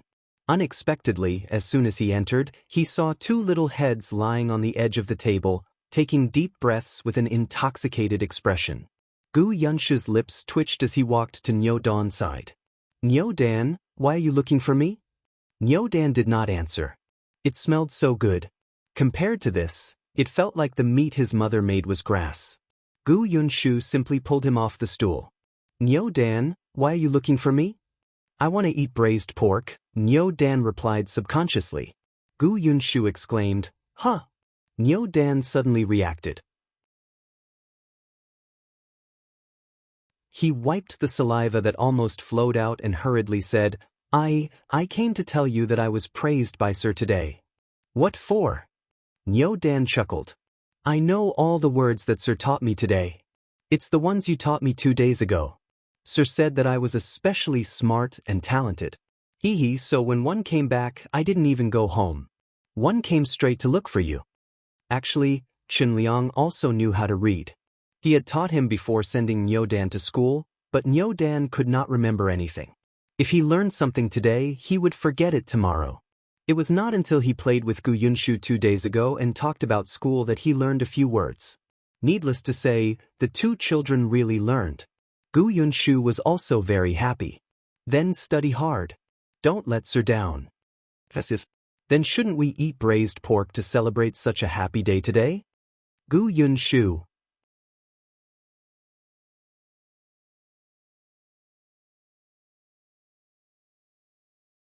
Chapter 82. What a tragic Mandong Xiaolan and her daughter returned later. They were also quite helpless. They did not expect Gu Yunshu to be so good at talking. Big Sister was rarely happy today. If they did not eat, it would ruin Big Sister's good mood. Big Sister had said that if he did not complete the mission and called them back, he would not come back to eat. Coupled with Shao Qingyuan's persuasion, Dong Xiaolan could not be pretentious anymore. Moreover, although she was next door previously, the fragrance coming from the kitchen was really too alluring. The mother and daughter were quite embarrassed, especially when Gu Yundong asked her younger brother to bring food to the husband. The food looked better than the restaurants in town. They had never tried it before. Nyodan was also very happy. He had been praised by Master and could eat delicious food when he came back. He was simply too happy. After the meal, Madame Dong rushed to clean up the dishes, and Gu Yundong let her be. When the sky turned completely dark, Shao Qingyuan came over with the washed dishes. Gu Yundong was pouring water in the kitchen and preparing to wash his face. She was alone, so when he came in, the 2 of them bumped into each other. Upon seeing him, Gu Yundong immediately thought of the previous problem. Although he felt a little uncomfortable when she saw that he had put down his bowl and chopsticks and was about to leave, she still asked, were you the one who suggested to Aunt Zeng and asked her to go to the village chief's house to let our family stay? Shao Qingyuan had always felt that one had to leave their name behind when doing a good deed. Otherwise, he would not have done it so obviously. Hence, he nodded. Yes. Gu Yundong narrowed her eyes slightly and looked at him steadily. Previously, you helped me catch those 4 thieves and even packed them up and sent them to the courtyard. Shao Qingyuan, why are you helping me so much? Shao Qingyuan was surprisingly sharp at this moment. He could even guess from her subtle expression what kind of treatment he would receive after answering. Therefore, he swallowed his original answer, which circled around the tip of his tongue. He said expressionlessly, the egg fried rice was very delicious. What do you mean? Shao Qingyuan explained, one caught those 4 people to thank you for your meal. I let you stay in the Zeng family's house because it's convenient for me to eat. Gu Yundong's eyes widened. Was he doing this for food? Shao Qingyuan nodded at her and left steadily. Just as he left, Dong Xiaolan happened to come over. She looked at his back in surprise and asked suspiciously, did Qingyuan say something to you? She came over because she heard voices in the kitchen. He thanked me for the food one brought over. It was delicious.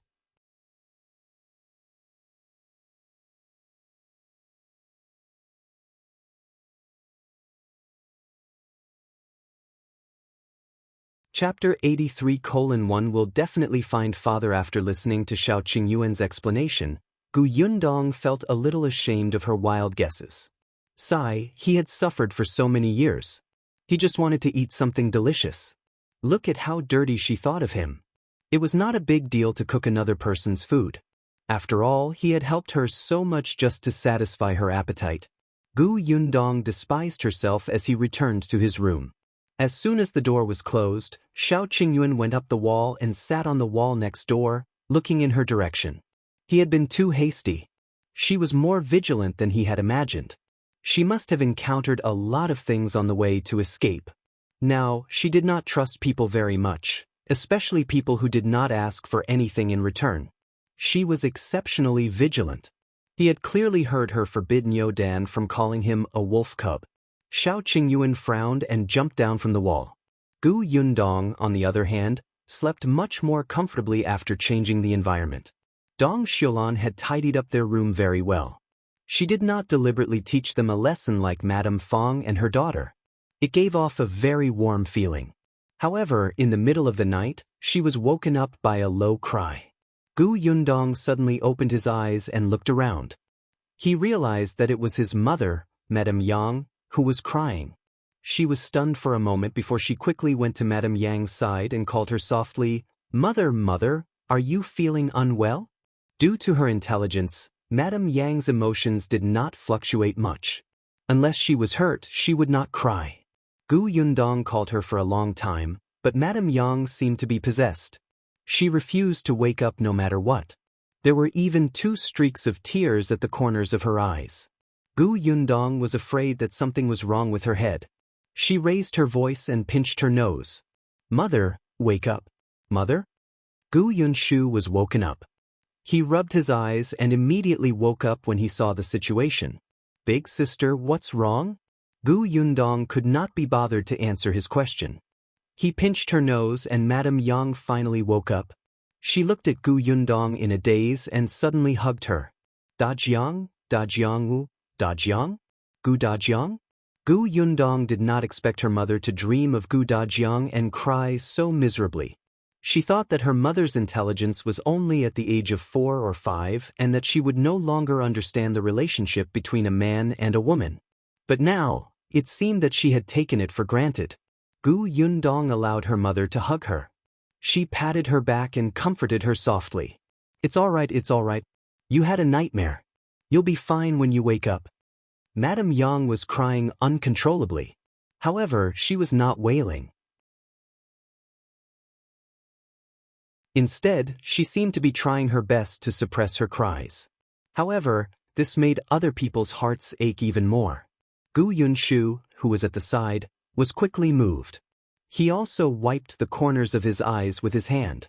"Eldest sister, mother dreamed of father. Is it because something happened to father and mother cried?" "Eldest sister, I don't want father to encounter anything. One miss father. Can we still see father in the future?" Gu Yundong pursed his lips. After a moment, he said firmly, "We will see him. Tomorrow, one will ask someone to find out. If there's no news, one will personally go to Qingyuan Prefecture to look for him after the house is built." Gu Yundong wanted to see her father dead or alive. Although it was hard to predict whether he would live or die on the way to escape, Gu Yundong was still unwilling to give up if she did not work hard. The next day, Gu Yundong planned to make a trip to the county. However, as soon as she went out, she saw Feng Danning looking at her with a guilty expression. "Yundong, Uncle Feng has let you down."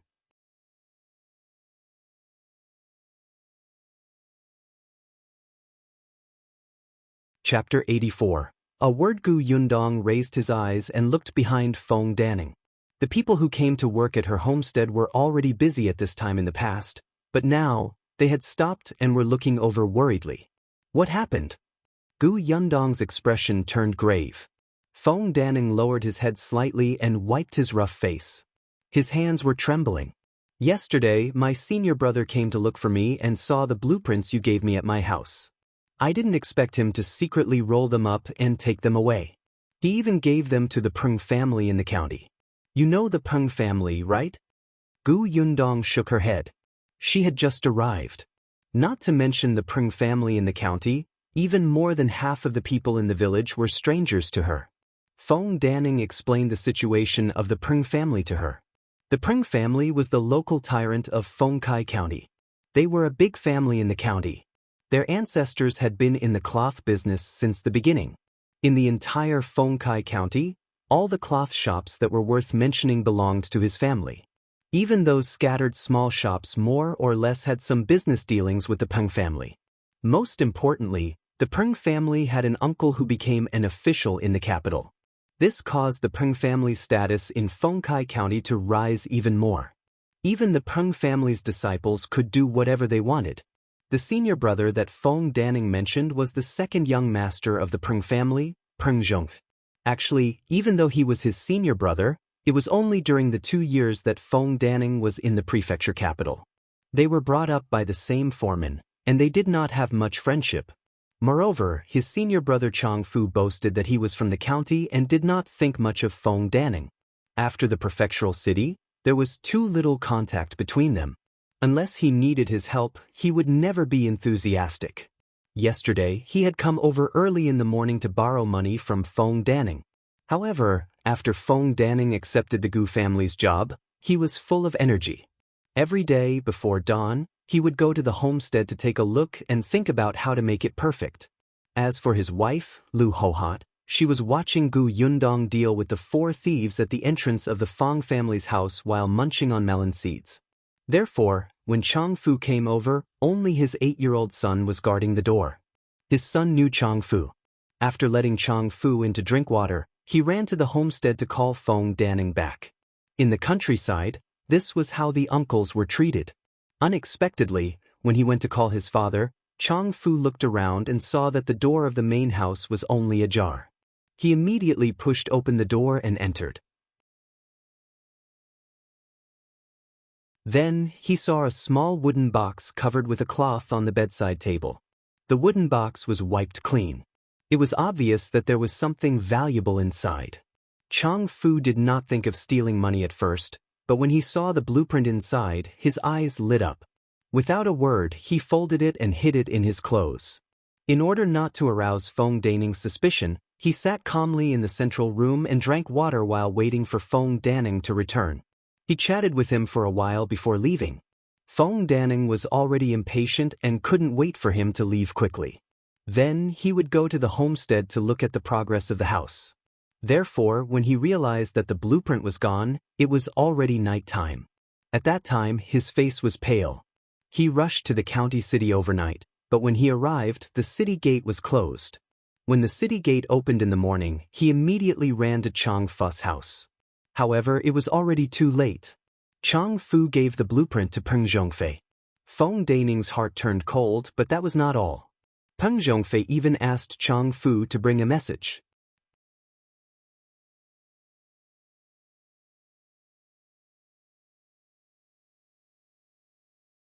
Chapter 85. Not allowed. What did he say? Gu Yundong's brows knitted tightly. Feng Danning felt especially sorry for her. He could not even raise his head in front of her. The Peng family said that this blueprint belongs to their family and we stole it. That's why no one is allowed to build the house on the blueprint. If anyone dares to build it, they will get someone to destroy the house. Gu Yundong snorted. This was really domineering. The house she wanted to build was not only stolen by others, but she was also not allowed to build it. How shameless and capable was he? Why didn't he go to heaven? Feng Danning felt very guilty, but his arm could not win against this thigh. This was not the first time the Peng family had done such a thing. In the eyes of such a rich and powerful family, it was not strange for them to take the fruits of other people's labor for themselves. The commoners had no connections or backing. They did not care at all. Not to mention a few small blueprints that she had drawn, even if there were some secret recipes passed down from ancestors, it was not uncommon for them to be snatched away by others. So what if she went to the authorities? Let's not talk about whether she dared or not. Even if she did, it was uncertain if the authorities would stand on his side. She would be retaliated against. Yundong, it's Uncle Feng's fault. Feng Danning regretted not putting a lock on the box so that Chang Fu wouldn't steal it. But the Peng family isn't to be trifled with. You still have your mother and young sister-in-law in your family. If you anger them, they won't have a good life. Why don't we build a tile house that's similar to the village chief's house?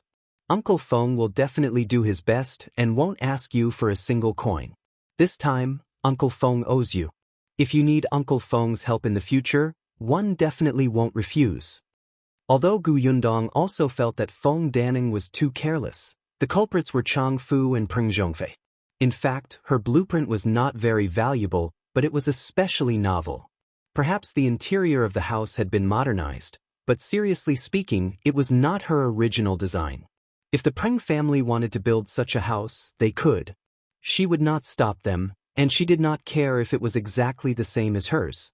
But what right did he have to steal her blueprint and not let her build the house? Did he think he was the king? Gu Yundong sneered. I'm definitely going to build it. Uncle Feng, get everyone to continue working. Just follow the original blueprint. Feng Daning was surprised. Yundong, I'll personally take back my own things. Her things had been stolen. Did she have to swallow her anger? There was no such logic. Feng Daning was extremely worried. Yundong, the Peng family might not even get punished by the county magistrate.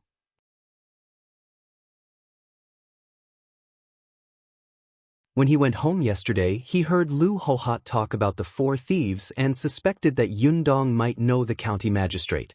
Hence, she thought that Gu Yundong dared to be so unyielding because of the county magistrate's power. I know, Gu Yundong said, but she still did not change her decision. Once the county magistrate's term of office was over, he would leave immediately. The local tyrants were different. No one was willing to offend them. I'll go to the county now. Gu Yundong returned to the house. When he came out again, he was carrying a small bag. No one knew what was inside. Seeing that Feng Daning was still standing there, she urged him, go and get everyone to continue working. Feng Daning pursed his lips and his eyes gradually became firm. One was negligent in this matter. 1111 go with you. Gu Yundong looked at him in surprise. After some thought, she nodded and said, let's go. After saying that, she took the lead and walked forward. Feng Daning hurriedly followed.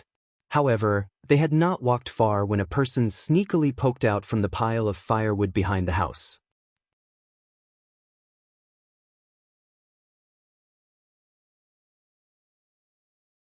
Chapter 86. The Gu family is finished. The person who came out was Jin Yuexiang, Liangzi's mother. Yesterday morning, they had lost 5 taels of silver. Hu Liang was even beaten up until he was covered in injuries. Just thinking about it made him feel aggrieved and indignant. This was especially true for Jin Yuexiang. She had always doted on her youngest son the most like a treasure. Even if he usually stole things, she would spit back when the villagers came to ask for an explanation.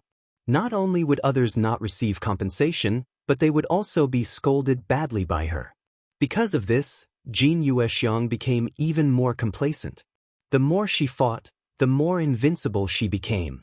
However, she did not expect to suffer a huge setback at the hands of a young lady yesterday. She could not beat her verbally or physically, and she even lost so much silver. The more she thought about it, the more her heart burned, and the more she couldn't fall asleep. But she did not dare to look for Gu Yundong. After pondering for a while, she thought of Madame Yang. Madame Yang was a fool. Even if she was bullied, she might not complain. She could even get Madame Yang to compensate her with the 5 taels of silver. Yes, her thoughts were exactly the same as Madame Fang's back then. Hence, she came over early in the morning. She hid behind the haystack and did not dare to move, waiting for Madame Yang to come out alone. Unexpectedly, Madame Yang did not appear. Instead, she waited for Feng Daning to come over and heard such explosive and exciting news.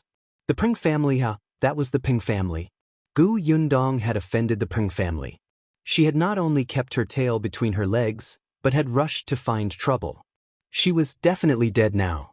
Jin Yuexiang was so excited that her face turned red. She couldn't care less about Madame Yang anymore. As she walked back, she told everyone that the Gu family was going to suffer. You don't know, but Gu Yundong is really bold. She actually said that the Peng family stole her things and is now going to settle scores with the Peng family. Do you think she's crazy? What kind of family is the Peng family? They're so big and powerful. Do they care about her things? Just you wait. The Gu family is finished. So what if she knows the county magistrate? One don't think the county magistrate knows her well. Otherwise, why would the Gu family settle in Yongfu village? If the county magistrate really had a good relationship with her family, he should have sent her family to the city or the rich Daoist village around the county. Jin Yuexiang was not experienced enough to know that settling down was not so easy. Now that the new emperor was in power, he valued refugees very much. Not to mention the county magistrate, even if the magistrate's relatives wanted to settle down, they had to follow the rules at this juncture. However, Jin Yuexiang's words still caused a commotion in the village. Everyone gathered together and whispered to each other. They found it unbelievable that Gu Yundong would dare to go to the Peng family to cause trouble. The Gu family is probably really done for this time. That house won't be built either. What a pity. One heard that it's built beautifully. I still want to take a look after the beam is up. There were also people who made sarcastic remarks. Serves her right. Look at how arrogant she was yesterday. She's so shrewish and vicious at such a young age. She's already difficult to marry. Now that she's offended the Peng family, who would dare to interact with them? When Jin Yuexiang heard this, she was very pleased. She ran around the entire village before returning home and telling her son the news in high spirits. Hu Liang's face was still bruised and swollen. When he heard this, his eyes lit up. He was originally lying on the bed listlessly, but he instantly jumped up, put on his clothes, and rushed out the door. Jin Yuexiang hurriedly called out to him, "Where are you going?" "Haha, I'm going to take revenge."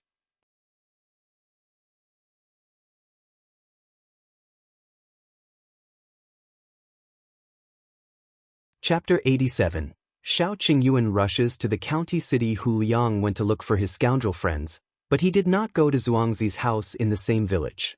Instead, he went to Gao Xing's house in the neighboring village. Gao Xing was also recuperating at home. Although his face was not swollen, he had been beaten up by Shao Qingyuan a few times the day before. It was very painful. When Hu Liang came over, he was sitting in the courtyard, looking at the sky in confusion. "Gao Xing, follow me. One didn't expect our chance to take revenge to come so quickly." "What revenge?" "That wretched girl from the Gu family has offended the Peng family. The Peng family doesn't allow her to build a house. They said that they want to destroy it. If we go and destroy it now, we can even go to the Peng family to take credit and get some money." He repeated what Jin Yuexiang had heard.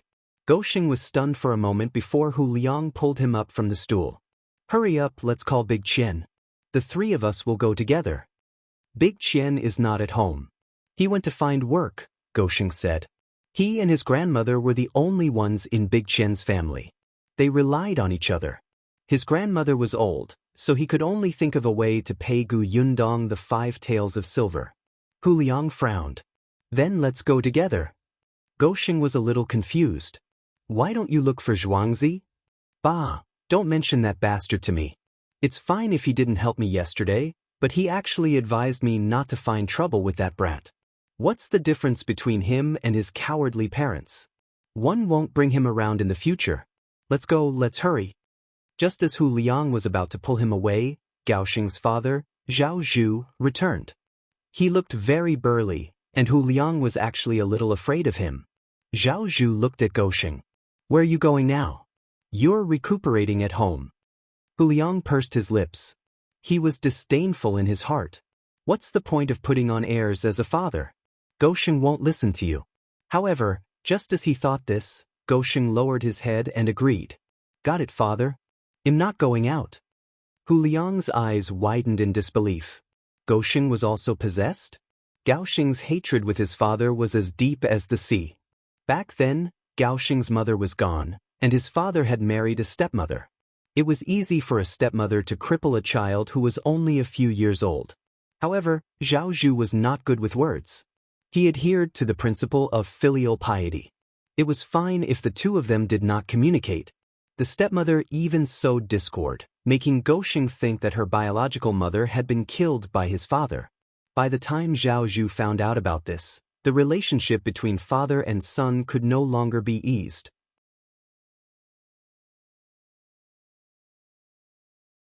Therefore, even if that stepmother was divorced, Gao Xing still treated his father as an enemy and did not return home often. Today, when his father ordered him with a straight face, he actually did not go against his father. Not only that, but he also advised Hu Liang, "These are just rumors. It's fine if you just listen to them. That little girl from the Gu family is amazing. You shouldn't get involved." Hu Liang flung his hand away angrily. "You're also a coward. Alright, if you don't want to go, 111 go." He shook his head and left. He returned to the village and went to Gu Yundong's homestead. However, when he saw that there were so many laborers working at the homestead, he immediately cowered. After walking around the homestead, Hu Liang did not find a chance to attack. Suddenly, he had a flash of inspiration. Yes, he could look for young Master Peng. He happened to know a servant of the Peng family. When the time came, he would tell young Master Peng that not only did Gu Yundong not stop building the house, but she also threatened to teach the Peng family a lesson. She even said that she had the county magistrate as her backer. He was the best at adding fuel to the fire. He guaranteed that young Master Peng would kill Gu Yundong in a fit of anger. He couldn't do it, but he could use someone else to do it. Perhaps young Master Peng would reward him with a few taels of silver when he was happy. It was killing two birds with one stone. Thinking of this, Hu Liang became excited. He turned around and walked towards the village entrance. However, just as he reached the entrance of the village, they suddenly saw a person in front of them rushing towards the county. Wasn't that a wolf cub?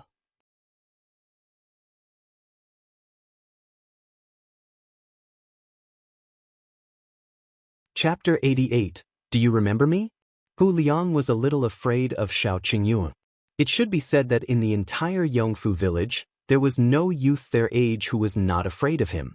Therefore, he immediately stopped and ran to hide behind a big tree at the entrance of the village. He was anxious, but he still had to wait for this guy to pass first. Fortunately, Shao Qingyuan walked quickly and disappeared in a short while. Hu Liang heaved a sigh of relief and rushed to the county city. However, there was Shao Qingyuan in front of him. He did not walk as fast as before. Shao Qingyuan did not notice him. He was also anxious.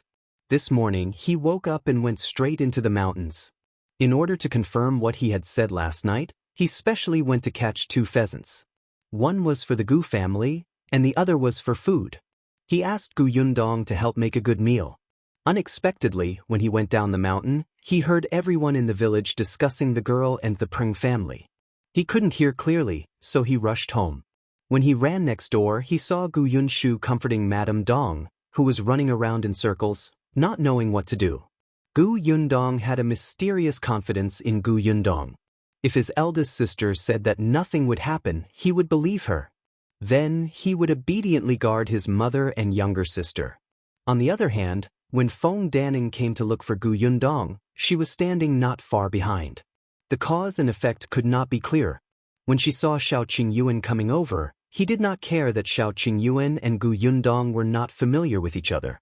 She subconsciously asked for his opinion. Only then did Shao Qingyuan know what had happened. He handed the 2 pheasants to Madame Dong and left in a hurry. Now, his mind was racing. He was thinking about how he could get back what belonged to Gu Yundong at the smallest price and teach Peng Zhongfei a lesson. He had never thought of letting Gu Yundong bear with this matter. Shao Qingyuan was not such a person. Therefore, he did not notice that Hu Liang was hiding behind the tree behind him. Shao Qingyuan walked faster and faster. In the end, he ran. However, after running for a short distance, a carriage came. Shao Qingyuan looked straight ahead and walked past it. However, the curtain of the carriage was lifted, and a lazy head popped out.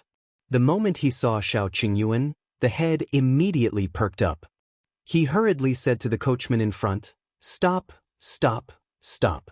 "Hey!" The carriage stopped dangerously. The person in the carriage poked half of his head out and called out to him, Hey, wait a minute. It's me. Do you remember me?" Shao Qingyuan turned a deaf ear. The person in the carriage quickly instructed the driver, "Turn around and chase after him."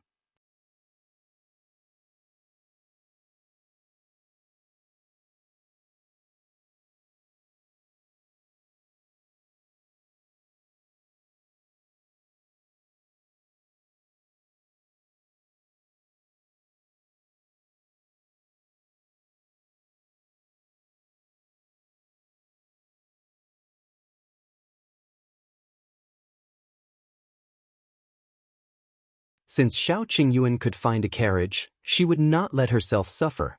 On the way, she encountered a mule cart. After saying a few words, she got someone to take them all the way to the county, the Chang family. Feng Danning knocked on the door. Chang Fu's wife, Madame Wang, opened the door. When she saw them, she immediately wanted to close the door, but Gu Yundong pushed it open. Madame Wang was about to shout when Gu Yundong sneered and raised his voice. "Where's that thief Chang Fu?" Madame Wang felt guilty and subconsciously rushed out to take a look. As expected, she saw someone sticking his head out from next door. She immediately closed the door without a word and came back to her senses. "Who are you? Why are you shouting at my house?" Gu Yundong ignored her and went straight in. She saw Chang Fu happily drinking wine and eating some side dishes. Yesterday, young Master Peng had rewarded him with 20 taels of silver. Gu Yundong pulled her up. Chang Fu frowned and glared at her. "What are you doing? Where did this wild girl come from?" Before he could finish speaking, Gu Yundong threw something into his mouth and closed it forcefully. "Swallow it." Chang Fu swallowed it and widened his eyes. What did you feed me?" "My Lisu." You're tuning in to the Wang Lin's Journey YouTube channel. Don't forget to subscribe and join us on this journey to catch the most captivating stories.